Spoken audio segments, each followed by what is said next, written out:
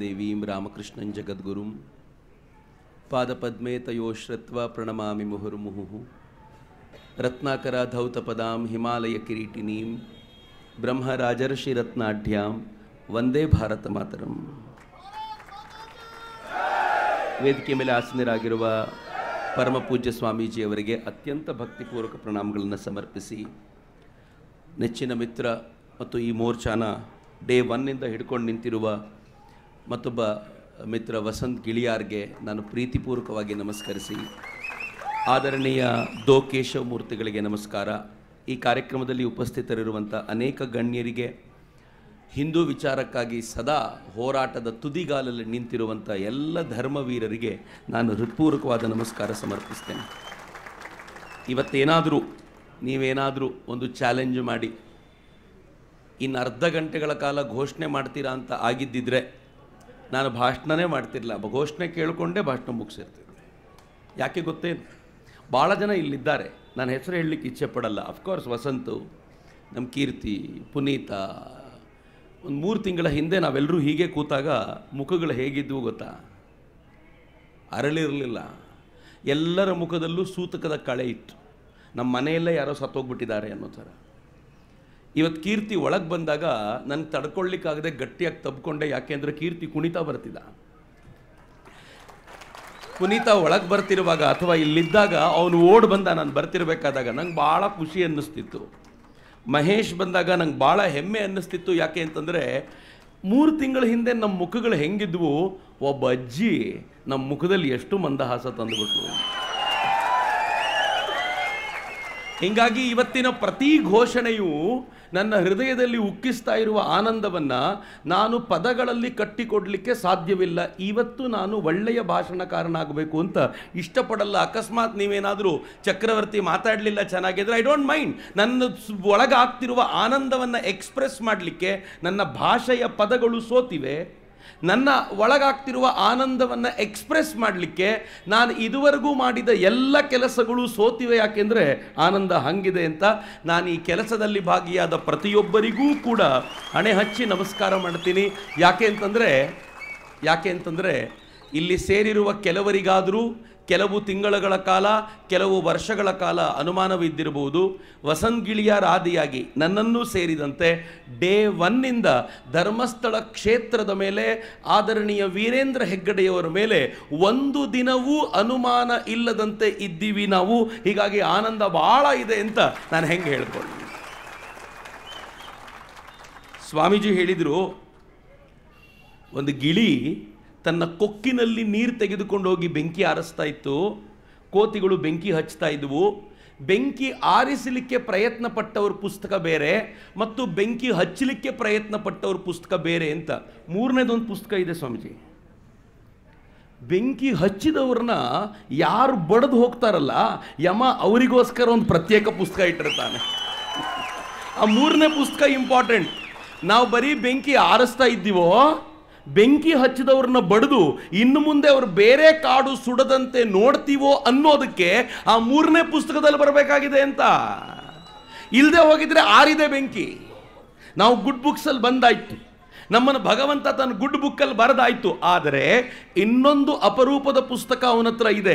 ಇವರು ಧರ್ಮವೀರರು, ಇವರು ನನ್ನ ಧರ್ಮವನ್ನು ಕಾಪಾಡಲಿಕ್ಕೋಸ್ಕರ ತಮ್ಮನ್ನು ತಾವು ಪಣಕ್ಕಿಟ್ಟವರು ಎನ್ನುವ 3ನೇ ಪುಸ್ತಕದಲ್ಲಿ ಬರಬೇಕು ಎನ್ನುವ ಕಾರಣಕ್ಕೇನೆ ನಾನು ನೀವು ಇಲ್ಲಿ ಸೇರಿರೋದು. And I am damn sure ಇನ್ನು ಕೆಲವು ತಿಂಗಳುಗಳಷ್ಟೇ ನಾವೆಲ್ಲರೂ ಯಾವ ಥರದ ಇತಿಹಾಸವನ್ನು ಬರೀಲಿಕ್ಕಿದ್ದೀವಿ ಅಂತಂದರೆ ಆ 3ನೇ ಪುಸ್ತಕ ಫುಲ್ ಆಗುತ್ತೆ. ಎಷ್ಟು ಜನ ಇದ್ದಾರೆ ಅಂತ. ಆ ಕಾರಣಕ್ಕೆ ನನಗೆ ಅನೇಕ ಬಾರಿ ವಿರೋಧಿಗಳನ್ನು ಬೈಲಿಕ್ಕೆ ಮನಸ್ಸಾಗೋದಿಲ್ಲ. ನಿನ್ನೆ ಇಡೀ ದಿನ ನಾನು ಬೆಳಿಗ್ಗೆ ಒಂದು ಕಾರ್ಯಕ್ರಮ, ಸಂಜೆ ಒಂದು ಕಾರ್ಯಕ್ರಮ, ಅದರ ಮಧ್ಯೆ ಒಂದಷ್ಟು ಆಲೋಚನೆಗಳು, ಚರ್ಚೆಗಳು ನನ್ನ ಕಾರ್ಯಕರ್ತ ಮಿತ್ರರೊಂದಿಗೆ, ರಾತ್ರಿ 10ವರೆಗೆ ಒಂದು ಟಿವಿಯಲ್ಲಿ ಒಂದು ಚರ್ಚೆಯ ಕಾರ್ಯಕ್ರಮ ಮುಗಿದಾಗ ರಾತ್ರಿ 12:30 ಮನೆಗೆ ಬಂದು ಮಲ್ಕೊಂಡಾಗ 2 ಗಂಟೆ ನಾನು ಸುಮ್ಮನೆ ಯೋಚನೆ ಮಾಡ್ತಿದ್ದೆ. ಬೆಳಿಗ್ಗೆ 5:30ಯಿಂದ ಹಿಡಿದು ರಾತ್ರಿ 2 ಗಂಟೆಯವರೆಗೆ ಧರ್ಮಸ್ಥಳ, ಮಂಜುನಾಥ, ಅಣ್ಣಪ್ಪ ಬಿಟ್ಟರೆ ಬೇರೆ ಜಪವೇ ಬರದಂತೆ ಮಾಡಿದ ಅವರುಗಳನ್ನು ನಾನು ಯಾಕೆ ಬೈಲಿ? ನನ್ನಲ್ಲೇನು, ನನಗೆ ಗೊತ್ತಿದೆ ಇಲ್ಲಿರೋ ಬಹುತೇಕರು ಧರ್ಮಸ್ಥಳಕ್ಕೆ ವರ್ಷಕ್ಕೆ ಒಂದ್ಸಲ ಹೋಗಿ ಬಂದು ಹುಂಡಿಯಲ್ಲಿ ಕಾಣಿಕೆ ಹಾಕಿದರೆ ಮುಗಿದಿತ್ತು ಅಂತಿತ್ತು. ಆದರೆ ಟಿ ವಿ ಚಾನಲ್ಗಳು ದಿನ ಬೆಳಗಾದರೆ ಧರ್ಮಸ್ಥಳ ಧರ್ಮಸ್ಥಳ ಧರ್ಮಸ್ಥಳ ಅಂದು ಅಂದು ಅಂದು ಕಳೆದ ಕೆಲವಾರು ದಿನಗಳಿಂದ ನಿರಂತರವಾಗಿ ಮಂಜುನಾಥನ ದರ್ಶನ ಆಗ್ತಿದೆಯಲ್ಲ, ಕಾರಣ ಆದವ್ರಿಗೆ ಹೆಂಗೆ ಬೈಲಿ? ಹಿಂಗಾಗಿ ಬೈಲಿಕ್ಕೆ ಹೋಗೋದಿಲ್ಲ, ಏನು ಹೇಳ್ಕೊಳ್ಳೋ ಅಗತ್ಯ ಇಲ್ಲ. ಆದರೆ ಇಷ್ಟಂತೂ ಸತ್ಯ ಮಿತ್ರರೇ, ಸೂತಕದ ಛಾಯೆ ಇವತ್ತು ಪೂರ್ತಿ ಕಳೆದಿದೆ. ಈ ಸೂತಕದ ಛಾಯೆ ಕಳೆದಿರುವಾಗ ಸಂಬಂಧವೇ ಇಲ್ಲದ ನನಗೆ, ನಾನು ಧರ್ಮಸ್ಥಳಕ್ಕೆ ಯಾವ ಸಂಬಂಧವೂ ಇಲ್ಲ, ನನಗೆ ವೀರೇಂದ್ರ ಹೆಗಡೆಯವರ ಕುಟುಂಬ ನನಗೆ ಯಾವುದೇ ಬಂಧುತ್ವ ಇಲ್ಲ, ನಾನು ಜೈನ ಕಮ್ಯುನಿಟಿಗೆ ಸೇರಿದವನಲ್ಲ. ಇನ್ನೊಂದು ಹೆಜ್ಜೆ ಮುಂದೆ ಹೋಗೋದಾದರೆ ನಾನೇನು ಬಹಳ ಶ್ರದ್ಧೆಯಿಂದ ಪ್ರತಿ ಸಲ ಧರ್ಮಸ್ಥಳಕ್ಕೆ ಹೋಗಲೇಬೇಕು ಅಂತ ಹಠ ಹಿಡ್ದೇನೂ ಹೋಗೋದಿಲ್ಲ. ಹತ್ತಿರಕ್ಕೆ ಹೋದಾಗ ಅಲ್ಲಿರೋ ಯಾರಿಗಾದರೂ ಮಾತನಾಡಿಸಿ ಸ್ವಲ್ಪ ಟೈಮ್ ಕಡಿಮೆ ಇದೆ ಹೋಗೊಂದು ದರ್ಶನ ಮಾಡ್ಕೊಂಡು ಬರ್ತೀನಿ ಅಂತ ಓಡೋಗಿ ದರ್ಶನ ಮಾಡ್ಕೊಂಡು ಬರೋದು. ನನಗೆ ಧರ್ಮಸ್ಥಳದ ಮೇಲಿನ ಈ ಆರೋಪಗಳು ಸಹಜವಾಗಿ ಕಳೆದು ಹೋಗ್ತಾ ಇರುವಾಗ ಇಷ್ಟು ಖುಷಿಯಾಗೋದಿದ್ರೆ ವೀರೇಂದ್ರ ಹೆಗಡೆಯವರಿಗೆ ಎಷ್ಟು ಖುಷಿ ಆಗ್ತಿದ್ದಿರ್ಬೋದು ಇವತ್ತು ಅಂತ ನಾನು ಯೋಚನೆ ಮಾಡಿದಾಗಲೆಲ್ಲ ಭಾವುಕರಾಗ್ತೀನಿ. ನಾನೊಬ್ಬ ಟಿ ವಿ ಆ್ಯಂಕರ್ ಜೊತೆ ಮಾತನಾಡ್ತಿದ್ದೆ. ಆ ಟಿ ವಿ ಆ್ಯಂಕರ್ ಕೇಳಿದರು ನನಗೆ, ರೀ ಚಕ್ರವರ್ತಿ, ಇವತ್ತು ನಮ್ಮನ್ನೆಲ್ಲ ಹೊಗಳ್ತೀರಾ ನೀವು, ಕಳೆದ ಕೆಲವಾರು ದಿನಗಳಲ್ಲಿ ಎಂತೆಂಥ ಮಾತು ಬಯಸ್ಕೊಂಡಿದ್ದೀನಿ ಗೊತ್ತಾ? ನನ್ನ ಅಮ್ಮನ ಹೆಸರು ತಂದರು, ನನ್ನ ಅಕ್ಕನ ಹೆಸರು ತಂದರು, ನನ್ನ ಹೆಂಡತಿ ಹೆಸರನ್ನು ತಂದರು ಅಂದ್ಬಿಟ್ಟು ಅವ್ರು ಹೇಳಿದರು, ಈ ಮಂಗಳೂರಿನವ್ರಿಗೆ ಬ್ಯಾವರಸಿ ಬಿಟ್ಟರೆ ಬೇರೆ ಬೈಲಿಗೆ ಬರೋದಿಲ್ಲ, ನಾನು ಉತ್ತರ ಕರ್ನಾಟಕದವನು, ಬಾಯಿ ಬಿಟ್ಟರೆ ಬೆಂಕಿ ಬಿಡ್ತೀನಿ ಅಂಥವನು ಕಂಟ್ರೋಲ್ ಮಾಡ್ಕೊಂಡಿದ್ದೀನಿ ಧರ್ಮಸ್ಥಳ ಅನ್ನೋ ಕಾರಣಕ್ಕೋಸ್ಕರ ನನ್ನ ಕತೆ ಹೆಂಗಿರಬೇಡಿ ಹೇಳಿ ಅಂತಂದರು. ನನಗೆ ಆ ಕೂತಾಗ ಅನ್ನಿಸ್ತಿತ್ತು, 4 ದಿನಗಳ ಕಾಲ ಬೈಗುಳ ಕೇಳಿದ್ದಕ್ಕೆ ನಿಮ್ಮ ಆಕ್ರೋಶ ಹಿಂಗಾಗಿ ಬೈಬೇಕು ಅಂತ ಅನ್ನಿಸ್ತಿದೆ. 12 ವರ್ಷಗಳ ಕಾಲ ನಿರಂತರವಾಗಿ ಒಂದು ಸುಳ್ಳನ್ನು ಇಟ್ಕೊಂಡು ಒಂದು ಪರಿವಾರವನ್ನು, ಒಬ್ಬ ವ್ಯಕ್ತಿಯನ್ನು ನಿರಂತರವಾಗಿ ಬೈದರಲ್ಲ, ಆ ಮನುಷ್ಯನ ಮುಖ ಹೆಂಗಾಗಿದ್ದಿರ್ಬೋದು ಅಂತ ಯೋಚನೆ ಮಾಡಿದ್ದೀರೇನು ಯಾವಾಗಲಾದ್ರೂ? ವೀರೇಂದ್ರ ಹೆಗಡೆಯವರ ಬಗ್ಗೆ ನಾನು ಅವ್ರ ಬಗ್ಗೆನೇ ಮಾತಾಡ್ತಿರೋದು. ಅವ್ರ ಬಗ್ಗೆ ಆಲೋಚನೆ ಮಾಡಿದಾಗಲೆಲ್ಲ ಭಾವುಕನಾಗ್ತೀನಿ. ಯಾಕೆ ನಾನು ಅಂತಂದರೆ, ಪ್ರತಿ ವೇದಿಕೆಯ ಮೇಲೂ ಇದನ್ನು ಹೇಳ್ತಿದ್ದೀನಿ, ನಿಮಗೂ ಹೇಳ್ತೀನಿ. ನಾನು 55 ವರ್ಷಗಳ ಕಾಲ ಸಮಾಜಕ್ಕೋಸ್ಕರ ದುಡಿದಂಥ ಒಬ್ಬ ವ್ಯಕ್ತಿ, 55 ವರ್ಷಗಳ ಕಾಲ ನೀವು ಯಾವ ಸಮಸ್ಯೆ, ನಂಗೆ ಗೊತ್ತಿದೆ ಇಲ್ಲಿರೋ ಪ್ರತಿಯೊಬ್ಬರೂ ಕೂಡ ಒಂದಲ್ಲ ಒಂದು ಸಲ ವೀರೇಂದ್ರ ಹೆಗಡೆಯವರ ಕಾಲಿಗೆ ಬಿದ್ದಿದ್ದೀವಿ. ಕೊನೆಗೆ ನಮ್ದೇನಾದರೂ ಸಮಸ್ಯೆ ಇದ್ದಾಗ ಕೇಳ್ಕೊಂಡಿದ್ದೀವಿ, ಈ ಸಮಸ್ಯೆಗೆ ಪರಿಹಾರ ಕೊಡಬಹುದಾ ಅಂತ. ಅನೇಕ ಬಾರಿ ಪರಿಹಾರ ಹಣದ ರೂಪದಲ್ಲಿ ಆಗಬೇಕಾಗಿರುತ್ತೆ, ಇನ್ನೂ ಕೆಲವು ಬಾರಿ ಶಕ್ತಿ ತುಂಬಬೇಕಾಗಿರುತ್ತೆ.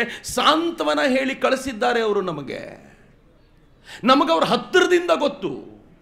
ಹತ್ತಿರದಿಂದ ಗೊತ್ತಿರುವ ಒಬ್ಬ ವ್ಯಕ್ತಿಯ ಬಗ್ಗೆ, ನಮ್ಮ ಊರಿಗೆ ಬಂದಿರುವ, ನಮ್ಮ ದೇವಸ್ಥಾನಕ್ಕೆ ಬಂದಿರುವ, ನಮ್ಮ ದೇವಸ್ಥಾನಕ್ಕೆ ಹಣ ಕೊಟ್ಟಿರುವಂಥ, ನಮ್ಮ ದೇವಸ್ಥಾನಕ್ಕೆ ಉದ್ಧಾರಕ್ಕೋಸ್ಕರ ಪ್ರಯತ್ನ ಪಟ್ಟಿರುವ, ನನ್ನ ಮಗುವಿನ ಅಧ್ಯಯನಕ್ಕೋಸ್ಕರ ಸ್ಕಾಲರ್ಶಿಪ್ ಕೊಟ್ಟಿರುವ, ನಮ್ಮ ಊರಿನ ಕೆರೆಯನ್ನು ಸ್ವಚ್ಛಗೊಳಿಸಿರುವ, ನನ್ನ ಹಳೆಯ ಮಂದಿರವೊಂದನ್ನು ಪುನರುಜ್ಜೀವನಗೊಳಿಸಿಕೊಟ್ಟಿರುವ, ಸದಾಕಾಲ ನನ್ನ ಔನ್ನತ್ಯಕ್ಕೋಸ್ಕರ ನಿರಂತರ ಪ್ರಯತ್ನ ಪಡ್ತಿರುವಂಥ ಒಬ್ಬ ವ್ಯಕ್ತಿಯನ್ನ ಅವರ ಕಾಲಿನ ಧೂಳಿಗೂ ಸಮನಿಲ್ಲದ ಮತ್ತೊಬ್ಬ ವ್ಯಕ್ತಿ ಬಾಯಿಗೆ ಬಂದಂತೆ ನಿಂದಿಸಿದಾಗ ವಿಡಿಯೋ ನೋಡಿ ಲೈಕ್ ಕೊಟ್ರಲ್ಲ,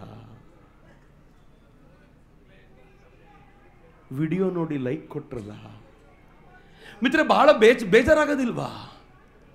ಕಾವಂದರನ್ನ ಅವರು ನನಗೆ ಈ ಪದಗಳನ್ನು ಬಳಸೋದು ಇಷ್ಟ ಆಗೋದಿಲ್ಲ ವಸಂತ್, ಬಹಳ ನೋವಾಗುತ್ತೆ. ಆದರೆ ನಾವು ಪ್ರತ್ಯಕ್ಷ ದರ್ಶನ ಮಾಡಿದ್ದೀವಿ ಇದನ್ನಲ್ಲ.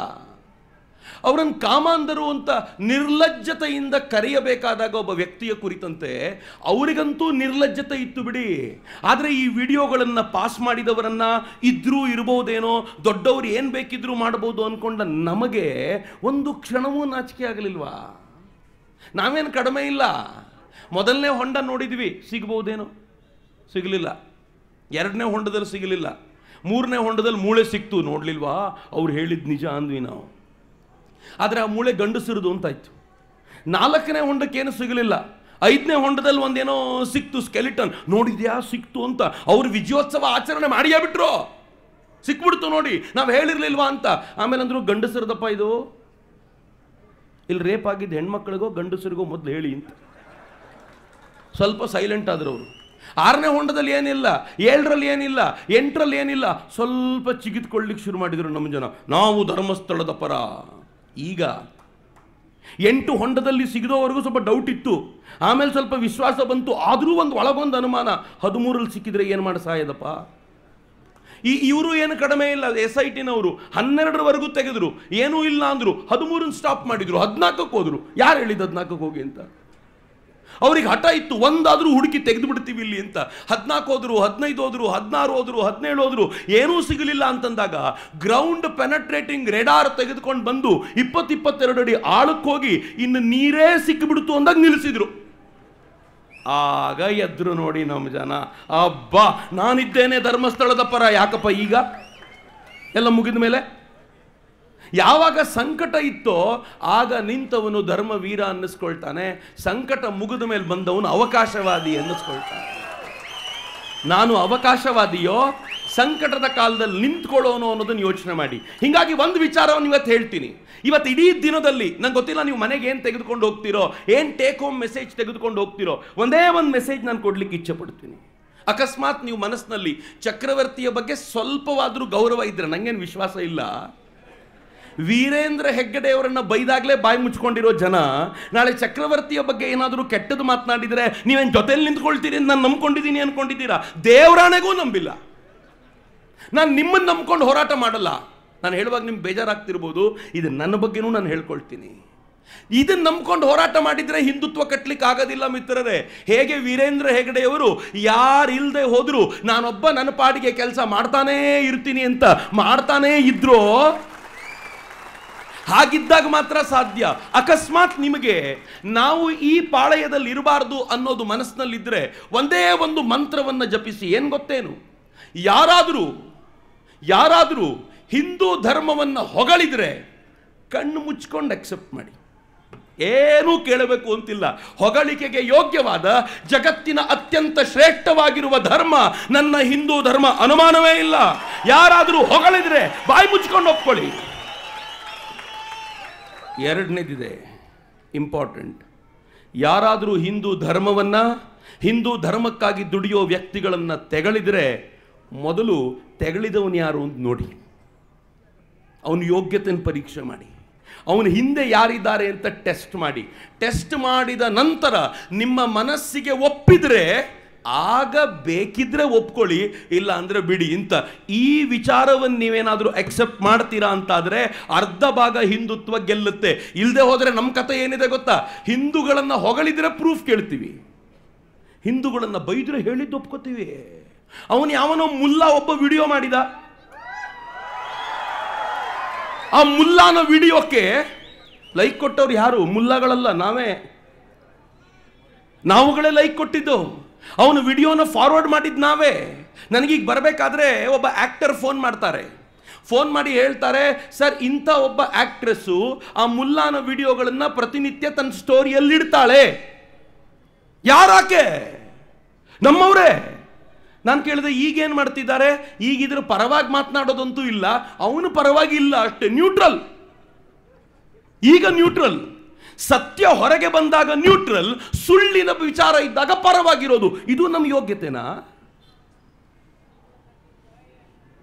ಮಿತ್ರ? ಇವತ್ತು ನಮ್ಮನ್ನು ನಾವು ಬದಲಾಯಿಸಿಕೊಳ್ಳದೆ ಹೋದರೆ ಬಹಳ ಕಷ್ಟ ಇದೆ. ಇದು ಇವತ್ತಿನ ನೆನ್ನೆಯ ಘಟನೆ ಅಲ್ಲ. ನಾನು ಬಹಳ ಸಂಗತಿಗಳು ನಿಮ್ಮ ಜೊತೆ ಈ ವಿಚಾರಕ್ಕೋಸ್ಕರ ಹಂಚಿಕೊಳ್ಬೇಕು. ಸದ್ಗುರುವಿನ ಮೇಲೆ ಅಟ್ಯಾಕ್ ಆಯಿತು, ತುಂಬ ಜನ ಅಟ್ಯಾಕ್ ಆಯಿತು ಅಂತ ಮಾತನಾಡಿದರು. ಏನು ಅಟ್ಯಾಕ್ ಆಯಿತು ಅಂತ ಯಾರೂ ಹೇಳ್ತಿಲ್ಲ. ಸದ್ಗುರು ಒಬ್ಬ ಯೋಗ ಗುರುವಾಗಿದ್ದಾಗ, ಸದ್ಗುರು ಸ್ವಲ್ಪ ದೊಡ್ಡ ಆಶ್ರಮವನ್ನೆಲ್ಲ ಕಟ್ಟಿದಾಗ ಒಂದು ಇಂಗ್ಲಿಷ್ ಪತ್ರಿಕೆ ಏನು ಬರೀತು ಗೊತ್ತಾ? ಸದ್ಗುರು ಆಶ್ರಮಕ್ಕೆ ಹೋಗಿ ಯಾರು ಯೋಗದಲ್ಲಿ ಭಾಗಿಯಾಗ್ತಾರೋ ಸದ್ಗುರು ಅವ್ರ ಕಿಡ್ನಿ ಕದೀತಾರೆ ಎಂದು. ಅವರು ಮಲ್ಕೊಂಡಿರ್ತಾರೆ, ಅವರು ನಿದ್ದೆಯಲ್ಲಿರುವಾಗ ಅರಿವಳಿಕೆ ಮದ್ದು ಕೊಟ್ಟು ಕಿಡ್ನಿ ಕದೀತಾರೆ ಅಂತ. ಆ ಪತ್ರಿಕೆಯ ಆಧಾರವಾಗಿ ಇಟ್ಕೊಂಡು ಇಲ್ಲಿನ ಕೆಲವು ಪತ್ರಕರ್ತರು ಬಂದು ಕೇಳಿದ್ರು, ಸದ್ಗುರುಗಳೇ ನೀವು ಕಿಡ್ನಿ ಕದೀತೀರಾ ಅಂತ ಹೇಳ್ತಾರೆ, ಎಕ್ಸ್ಪೋರ್ಟ್ ಮಾಡ್ತೀರಾ ಅದನ್ನು? ಸದ್ಗುರು ಏನು ಉತ್ತರ ಕೊಟ್ಟರು ಗೊತ್ತಾ? ನಂಗೆ ಅದಕ್ಕೆ ಭಾಳ ಇಷ್ಟ ಆಗ್ತಾರೋ ಅವ್ರು ಹೇಳಿದರು, ಇಲ್ಲ ನನಗೆ ಬೆಳಗ್ಗೆ ಬ್ರೇಕ್ಫಾಸ್ಟಿಗೆ ಕಿಡ್ನಿಗಳು ಸಾಕಾಗೋದಿಲ್ಲ, ಇನ್ನು ಎಕ್ಸ್ಪೋರ್ಟ್ ಯಾವಾಗ ಮಾಡಲಿ, ಅದಕ್ಕೆ ನಾನು ಎಕ್ಸ್ಪೋರ್ಟ್ ಮಾಡೋದಿಲ್ಲ ಅಂತ ಸದ್ಗುರು ಮಾತ್ರ ಹೇಳ್ಬೋದಾಗಿರುವಂಥ ಮಾತದು. ಸದ್ಗುರು ಅದಕ್ಕೆ ಸದ್ಗುರು ಬಗ್ಗಲಿಲ್ಲ. ಜನ ಅವ್ರು ಹೇಳ್ತಾರೆ, ನನ್ನ ಆಶ್ರಮಕ್ಕೆ ಹಾಲು ಕೊಡುವವನು ಕೂಡ ಒಂದು ಕಾಲದಲ್ಲಿ ಬರ್ತಿರ್ಲಿಲ್ಲ, ದೂರದಲ್ಲಿ ನಿಂತ್ಕೊಂಡು ಹಾಲು ಕೊಟ್ಟು ಹೋಗ್ತಿದ್ದ. ಯಾಕಪ್ಪ ಹಂಗೆ ಮಾಡ್ತೀಯ ಅಂತ ಕೇಳಿದರೆ, ಒಳಗೆ ಬಂದೆ ಸದ್ಗುರುಗಳು ಕಿಡ್ನಿ ಕದೀತಾರೆ ಅಂತ ನಂಬಿಸ್ಬಿಟ್ಟಿದ್ರು ಅಂತ. ಯಾವಾಗ ಜನರಿಗೆ ನಿಧಾನವಾಗಿ ಅದು ದೂರ ಆಯ್ತೋ, ಎಲ್ಲರೂ ಬರ್ಲಿಕ್ಕೆ ಶುರು ಮಾಡಿದ್ರೋ, ಸದ್ಗುರು ಆಶ್ರಮಕ್ಕೆ ಹೋದವ್ರನ್ನ ರೇಪ್ ಮಾಡ್ತಾರೆ ಅನ್ಲಾಯ್ತು. ಯಾರ್ಯಾರು ಯೋಗ ಮುಗಿಸ್ಕೊಂಡು ಬಂದು ವಿದೇಶಗಳಿಗೆಲ್ಲ ಹೋಗ್ತಿದ್ರೋ ಅವ್ರಿಗೆ ಫೋನ್ ಮಾಡಿ ಹೇಳ್ತಿದ್ರಂತೆ, ರೇಪ್ ಆಯ್ತು ಅಂತ ಹೇಳ್ಬಿಡ್ರಲ್ಲ, ನೀವು ವಿದೇಶದಲ್ಲಿದ್ದೀರಾ, ನೀವೇನು ವಿಚಾರಣೆಗೆ ಬರಬೇಕು, ನೀವೊಬ್ಬರು ಹೇಳಿ ಸಾಕು, ಇವ್ರ ಕತೆ ಮುಗಿಸ್ತೀವಿ ನಾವು ಅಂತ. ಏನ್ ಜನ ರೀ. ಆದರೆ ಎಲ್ಲ ಆರೋಪಗಳಿಂದಲೂ ಸದ್ಗುರು ಮುಕ್ತವಾದರೂ ನಮ್ಗೆ ಯಾರಿಗೂ ಗೊತ್ತೇ ಇಲ್ಲ. ಸದ್ಗುರು ರೈನ್ ಫಾರೆಸ್ಟ್ ಅನ್ನ ಲೂಟಿ ಮಾಡಿದ್ರು, ಸದ್ಗುರು ಅದು ಮಾಡಿದ್ರು, ಏನು ಗೊತ್ತೇ ಆಗಲಿಲ್ಲ. ರವಿಶಂಕರ್ ಗುರೂಜಿ ಅವರು ಜಮೀನನ್ನ ಕಬಳಿಸೋದ್ರಲ್ಲಿ ನಿಸ್ಸೀಮರು ಅಂತ ಹೇಳಿದ್ರು. ಅವ್ರ ಜೊತೆಯಲ್ಲಿರೋರ್ನ ನಾನು ಮಾತನಾಡಿಸಿದ್ರೆ ಹೇಳ್ತಾರೆ, ಸರ್ 1 ಇಂಚು ಜಮೀನು ಬೇರೆಯವ್ರದಿಲ್ಲ ಸರ್, ಇಲ್ಲಿ ಎಲ್ಲ ಮೋಸ, ಎಲ್ಲ ಸುಳ್ಳು ಹೇಳ್ತಾರೆ. ಯಾರು ಮಾಡಿದ್ರು ಈ ಪ್ರಾಪಗೆಂಡಾ? ರವಿಶಂಕರ್ ಗುರೂಜಿ ಬಗ್ಗೆ ಅವ್ರ ಮೇಲಿರುವಂಥ ಎಲ್ಲ ಅಪವಾದಗಳು ದೂರವಾಯಿತು, ನಮ್ಗೆ ಯಾರಿಗೂ ಗೊತ್ತಾಗಲಿಲ್ಲ, ನಾವು ಇಷ್ಟರಲ್ಲೇ ಉಳ್ಕೊಂಡ್ವಿ. ಶಬರಿಮಲೆಗೆ ಒಬ್ಬ ಆಕ್ಟಿವಿಸ್ಟ್ ಬರ್ತಾಳೆ, ನಾನು ಶಬರಿಮಲೆಗೆ ಹೋಗ್ತೀನಿ, ಹೆಣ್ಮಕ್ಳಿಗೆ ಯಾಕೆ ಅವಕಾಶ ಕೊಡೋದಿಲ್ಲ ಅಂಥೇಳಿ ಇಡೀ ದೇಶದಲ್ಲಿ ಶಬರಿಮಲೆ ಕುರಿತಂತೆ ಒಂದು ಚರ್ಚೆ ಶುರುವಾಗುತ್ತೆ. ಹೊಸ ಪೀಳಿಗೆಯ ತರುಣರು ಹೆಣ್ಮಕ್ಳಿಗೆ ಯಾಕೆ ಅವಕಾಶ ಇಲ್ಲ ಅಂತ ಮಾತಾಡುವಂಥ ಪರಿಸ್ಥಿತಿ ಬರುತ್ತೆ. ಶಬರಿಮಲೆ ಅರ್ಧ ದಕ್ಷಿಣವನ್ನ ತನ್ನ ತೆಕ್ಕೆಯಲ್ಲಿ ಹಿಡ್ಕೊಂಡಿದೆ. ಇದರ ಮೇಲಿನ ಶ್ರದ್ಧೆಯನ್ನ ತೆಗೆದುಹಾಕಲಿಲ್ಲ ಅಂತಂದ್ರೆ ದಕ್ಷಿಣ ಭಾಗವನ್ನ ಇಸ್ಲಾಮೈಸು ಕ್ರಿಶ್ಚಿಯನೈಸ್ ಮಾಡೋದು ಕಷ್ಟ ಅಂತ ತುಂಬಾ ಚೆನ್ನಾಗಿ ಗೊತ್ತಿದೆ ಅವರಿಗೆ.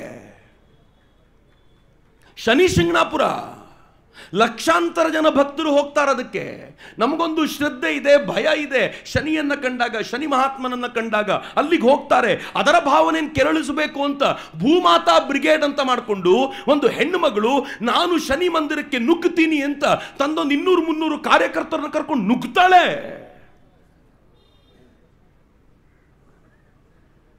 ಯಾಕೆ ಅಂತ ಕೇಳಿದರೆ, ಈ ದೇವಸ್ಥಾನಗಳಲ್ಲಿ ಹೆಣ್ಣು ಮಕ್ಕಳಿಗೆ ಯಾಕೆ ಪ್ರವೇಶವಿಲ್ಲ? ಯಾವತ್ತಾದರೂ ಒಂದು ದಿನ ಈ ಭೂಮಾತಾ ಬ್ರಿಗೇಡ್ನವರು ಮಸೀದಿಗಳಲ್ಲಿ ಹೆಣ್ಣು ಮಕ್ಕಳಿಗೆ ಯಾಕೆ ಪ್ರವೇಶವಿಲ್ಲ ಅಂತ ಕೇಳಿದಾರೇನು? ಆದರೆ ನಾವು ಯೋಚನೆ ಮಾಡಲಿಲ್ಲ. ನಮಗೇನು ಅನ್ನಿಸ್ತು ಅಂತಂದರೆ, ಕರೆಕ್ಟು, ಇವ್ರು ಕೇಳೋದು ನ್ಯಾಯವಾಗಿದೆ, ಯಾಕೆ ಹೆಣ್ಮಕ್ಳಿಗೆ ಕೊಡಬಾರ್ದು ಅಂತ. ನಾವು ಭಾಳ ಒಳ್ಳೆ ಜನ ಅಲ್ಲ ಹಿಂದೂಗಳು. ನಾವು ನಮ್ಮನ್ನು ಬೇಕಿದ್ರೆ ಕಾಲು ಮುರ್ಕೊಂಡು ಇನ್ನೊಬ್ಬರನ್ನ ಉದ್ಧಾರ ಮಾಡಲಿಕ್ಕೆ ಅಂತ ನಿಂತಿರೋರಲ್ಲ. ನಮ್ಮಗಳ ಮೇಲೆ ಆರೋಪ ಬಂದಾಗ ಡಿಫೆನ್ಸಿವ್ ಮೋಡಿಗೆ ಹೋಗ್ತೀವಿ, ಬೇರೆಯವ್ರ ಮೇಲೆ ಆರೋಪಗಳು ಬಂದಾಗ ನಾವು ನ್ಯೂಟ್ರಲ್ ಆಗಿರ್ತೀವಲ್ಲ. ಇದಕ್ಕಿಂತ ಕೆಟ್ಟ ರೋಗ ಮತ್ತೊಂದಿಲ್ಲ ರೀ. ನೀವು ಎಲ್ಲ ಆಕ್ರಮಣಗಳನ್ನು ಗಮನಿಸಿದರೆ ಆಕ್ರಮಣ ಹೆಂಗಿರುತ್ತೆ ಗೊತ್ತಾ? ಈ ಆಕ್ರಮಣಗಳಲ್ಲಿ 4 ಜನ ಯಾವಾಗಲೂ ಇರ್ತಾರೆ. ಮುಸ್ಲಿಮರು ಇರ್ತಾರೆ, ಜಿಹಾದಿಸ್ಟ್ಗಳು. ಎಲ್ಲ ಮುಸಲ್ಮಾನರು ಅಂತ ಹೇಳೋದಿಲ್ಲ ನಾನು. ಈಗಲೂ ಕೆಲವು ಮುಸಲ್ಮಾನರು ಜೊತೆಯಲ್ಲಿ ನಿಂತ್ಕೊಂಡು ಕೆಲಸ ಮಾಡಿದವರಿದ್ದಾರೆ. ನಾನು ಅವರಿಗೆ ಧನ್ಯವಾದವನ್ನು ಹೃದಯಾಂತರಾಳದಿಂದ ನಾನು ಧನ್ಯವಾದವನ್ನು ಅರ್ಪಿಸ್ತೀನಿ.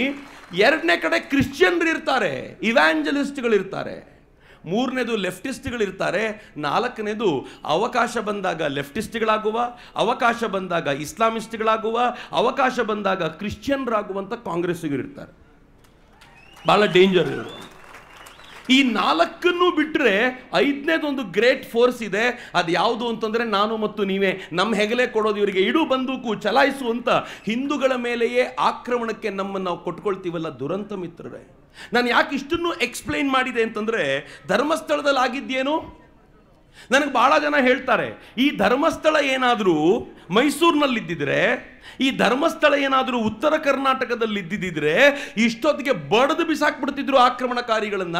ಮಂಗಳೂರು ಮಾತ್ರ ಸೈಲೆಂಟಾಗಿ ಕೂತಿದೆ ಅಂತ ನನಗೆ ಹೇಳ್ತಾರೆ. ಆದರೆ ಮಜಾ ಏನು ಗೊತ್ತಾ? ಮಂಗಳೂರು ಆಗಿದ್ದಕ್ಕೆ ಇವರಿಗೆ 12 ವರ್ಷ ಫೈಟ್ ಮಾಡಬೇಕಾಗಿ ಬಂತು. ಯಾಕೆಂದರೆ ಹಿಂದುತ್ವದ ಬುಡ ಗಟ್ಟಿಯಾಗಿದೆ ಅನ್ನೋ ಕಾರಣಕ್ಕೋಸ್ಕರ ಭಾಳ ಗಟ್ಟಿಯಾಗಿ ಉಳ್ಕೊಳ್ತು. ಭಾಳ ಜನ ಇದನ್ನು ಅರ್ಥ ಮಾಡ್ಕೊಳ್ಳೋದು ಕಷ್ಟಪಡ್ತಾರೆ. ನಾನು ಎಕ್ಸ್ಪ್ಲೈನ್ ಮಾಡ್ತೀನಿ ನಿಮಗೆ.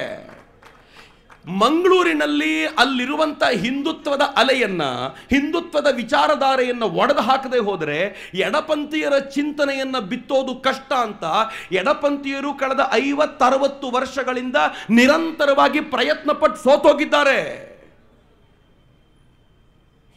ನಾಡಿನ ಮೂಲೆ ಮೂಲೆಗೂ ನಕ್ಸಲಿಸಮ್ ಅನ್ನು ಹಬ್ಬಿಸಿದ ಅವರು ಮಂಗಳೂರಿಗೂ ಹಬ್ಬಿಸಬೇಕು ಅಂತ ಪ್ರಯತ್ನ ಪಟ್ಟರು. ತರುಣರನ್ನ ಈ ಕಡೆ ಸೆಳಿಬೇಕು ಅಂತ ಪ್ರಯತ್ನ ಪಟ್ಟರು. ಏನು ಮಾಡಿದ್ರು? ಮಂಗಳೂರಿನ ಹಿಂದೂ ತರುಣ ಕೇಸರಿ ಶಾಲ್ ಬಿಟ್ಟು ಬರಲಿಲ್ಲ ಪಕ್ಕಕ್ಕೆ. ಅವರಿಗೆ ಗೊತ್ತಾಯ್ತು, ಹಿಂದೂ ಧರ್ಮ ಶ್ರದ್ಧೆಯನ್ನು ತೆಗಿಬೇಕು ಅಂತಂದರೆ, ಇಲ್ಲಿನ ಎಲ್ಲ ದೈವಗಳ ಮೇಲಿನ ನಂಬಿಕೆ ತೆಗಿಬೇಕು ಅಂದರೆ ಈ ದೈವಗಳ ಒಡೆಯನಾಗಿರುವಂಥ ಅಣ್ಣಪ್ಪನ ಮೇಲೆ ಪ್ರಹಾರ ಮಾಡಬೇಕು, ಅದರ ಮೂಲ ಮಂದಿರವಾಗಿರುವಂಥ ಮಂಜುನಾಥನ ಮೇಲೆ ಪ್ರಹಾರ ಮಾಡಬೇಕು ಅಂತ ಆ ಶ್ರದ್ಧೆಗೆ ಕೈ ಹಾಕ್ಬಿಟ್ರು. ಎಲ್ಲ ಕಡೆ ಮಾಡಿದಂತೆ ಅಲ್ಲೊಬ್ಬ ಆಕ್ಟಿವಿಸ್ಟನ್ನು ಹಿಡಿದ್ರು. ಆಕ್ಟಿವಿಸ್ಟ್ನು ಹೆಂಗೆ ಹಿಡಿದ್ರು ಗೊತ್ತಾ? ಹಿಂದುತ್ವದ ವಿಚಾರಧಾರೆಯಿಂದ ಇರುವಂಥ ಆಕ್ಟಿವಿಸ್ಟೇ ಸಿಕ್ಕಿಬಿಟ್ರೆ ಹಿಂದೂ ತರುಣರನ್ನ ಸೆಳೆಯೋದು ಸುಲಭ ಅಂತ ಹಿಂದುತ್ವದ ವಿಚಾರಧಾರೆಯವರು. ಎಂಥ ಹಿಂದುತ್ವದ ವಿಚಾರಧಾರೆ ನೀವು ನೋಡಬೇಕು ಮಿತ್ರರೆ. ನಾನು ಲೈವ್ ಮಾಡ್ತೀನಿ ಅನೇಕ ಬಾರಿ, ಅಥವಾ ಇವತ್ತು ನಾವಿಲ್ಲಿ ಪ್ರೋಗ್ರಾಮ್ ಮಾಡಿದ್ದೀವಿ, ಎಲ್ಲೂ ಗುರೂಜಿ ಇಲ್ಲ, ಎಲ್ಲೂ ಡಾಕ್ಟರ್ ಜಿ ಇಲ್ಲ, ಎಲ್ಲೂ ಭಾರತ್ ಮಾತೆಯ ಚಿತ್ರ ಇಲ್ಲ. ನೋಡಿದ್ರೆ ಅನ್ನಿಸ್ಬೇಕು ಇವ್ರು ಯಾರು ಹಿಂದೂಗಳೇ ಅಲ್ಲ ಅಂತ. ನಾನು ಹೋದ ಕಾರ್ಯಕ್ರಮಕ್ಕೆ ಕೇಸರಿ ಹಾಕ್ತೀನಿ ಅಂತೇನು ಗ್ಯಾರಂಟಿ ಇಲ್ಲ. ಇವತ್ತು ಇಲ್ಲಿ ಬಂದ ತಕ್ಷಣ ಹಾಕಿದ್ರು ಹಿಂಗಾಗಿ ಇದೆ, ನಾನೇನು ಹಾಕೊಂಡು ಬಂದಿರಲಿಲ್ಲ. ಹಾಗಂತ ಹಿಂದೂ ಅಲ್ವಾ? ಇವರೆಲ್ಲರಿಗಿಂತ ಹೋರಾಟದಲ್ಲಿ ಹೆಚ್ಚು ಅಗ್ರಣಿಗಳಾಗಿ ನಾವೆಲ್ಲ ನಿಂತಿರ್ತೀವಿ. ಆದರೆ ನೋಡ್ಬೇಕು ನೀವು ಇವರು ಲೈವ್ ಮಾಡುವಾಗ ಹಿಂದೆ ಪೂರ್ತಿ ಸಂಘದ ಹಿರಿಯರ ಫೋಟೋಗಳು, ಕೈಗೆ ಇಷ್ಟು ರಾಖಿ. ಯಾತಕ್ಕೆ ಅಂತಂದರೆ ದಕ್ಷಿಣ ಕನ್ನಡದಲ್ಲಿರುವಂಥ ಹಿಂದುತ್ವವಾದಿ ತರುಣರಿಗೆ ಇವರು ಹಿಂದುತ್ವದ ಹೋರಾಟಗಾರರು ಅಂತ ಅನ್ನಿಸಬೇಕು ಅಂತ. ಷಡ್ಯಂತ್ರ ಆರಂಭವಾಗಿರೋದೇ ಅಲ್ಲಿ ಶುರುವಾಯಿತು. ನಿಧಾನವಾಗಿ ಹೇಳಲಿಕ್ಕೆ ಶುರು ಮಾಡಿದರು, ನಾನು ಹಿಂದೂ ಸಂಘಟನೆಗಳಿಂದ ಬಂದವನು, ಹಿಂದೂ ಸಂಘಟನೆಗಳಿಂದ ನಾನು ಬಂದವನು ಅಂತ ನಾನು ಹೇಳ್ಕೊಂಡು ತಿರುಗಾಡಬೇಕಾಗಿರಲಿಲ್ಲ. ಆ ಸಂಘಟನೆ ಹೇಳಬೇಕಿತ್ತು ಇವ್ನು ನಮ್ಮ ಹುಡುಗನೇ ಕಣೋ ಅಂತ. ಯಾವ ಸಂಘಟನೆಯೂ ಬಂದು ಇವ್ನು ನಮ್ಮ ಹುಡುಗ ಅಂತ ಯಾವತ್ತೂ ಹೇಳಲೇ ಇಲ್ಲ. ಅವನೇ ಹೇಳ್ಕೊಂಡು ತಿರುಗಾಡಿದ್ದು, ನಾನು ಹಿಂದುತ್ವದ ಸಂಘಟನೆಯವನು ಅಂತ. ಅದರ ಪರಿಣಾಮ ಏನು ಗೊತ್ತಾ? ಲೋಕಲ್ ಭಾಗದಲ್ಲಿದ್ದ ಹಿಂದುತ್ವದ ಕಾರ್ಯಕರ್ತರು ಕೂಡ ಜೋರಾಗಿ ದನಿ ಎತ್ತೋದಕ್ಕೆ ಹಿಂದೆ ಸರಿದ್ರು. ಯಾಕೆ ಅಂತಂದರೆ ಹಿಂದೂಗಳಲ್ಲೇ ಯಾಕಪ್ಪ ಗಲಾಟೆ ಅಂತ ಸೈಲೆಂಟ್ ಆಗುವ ಅನಿವಾರ್ಯತೆ ಕ್ರಿಯೇಟ್ ಆಯಿತು. ಯಾವುದನ್ನ ಎಡಪಂಥೀಯರು ನಿರಂತರವಾದ 60-70 ವರ್ಷಗಳ ಪ್ರಯತ್ನದಿಂದ ಮಾಡಲಿಕ್ಕಾಗಿರಲಿಲ್ವೋ, ಒಬ್ಬ ಹಿಂದೂವಾದಿ ವ್ಯಕ್ತಿಯನ್ನು ಮುಂದಿಟ್ಕೊಂಡು ಧರ್ಮಸ್ಥಳದ ಮೇಲೆ ಆಘಾತಕ್ಕೆ ಅಂತ ನಿಂತಾಗ ಹಿಂದೂಗಳನ್ನು ಒಡೆದುಬಿಟ್ರು. ಒಡೆದಿದ್ದು ಎಲ್ಲಿವರೆಗೂ ಇತ್ತು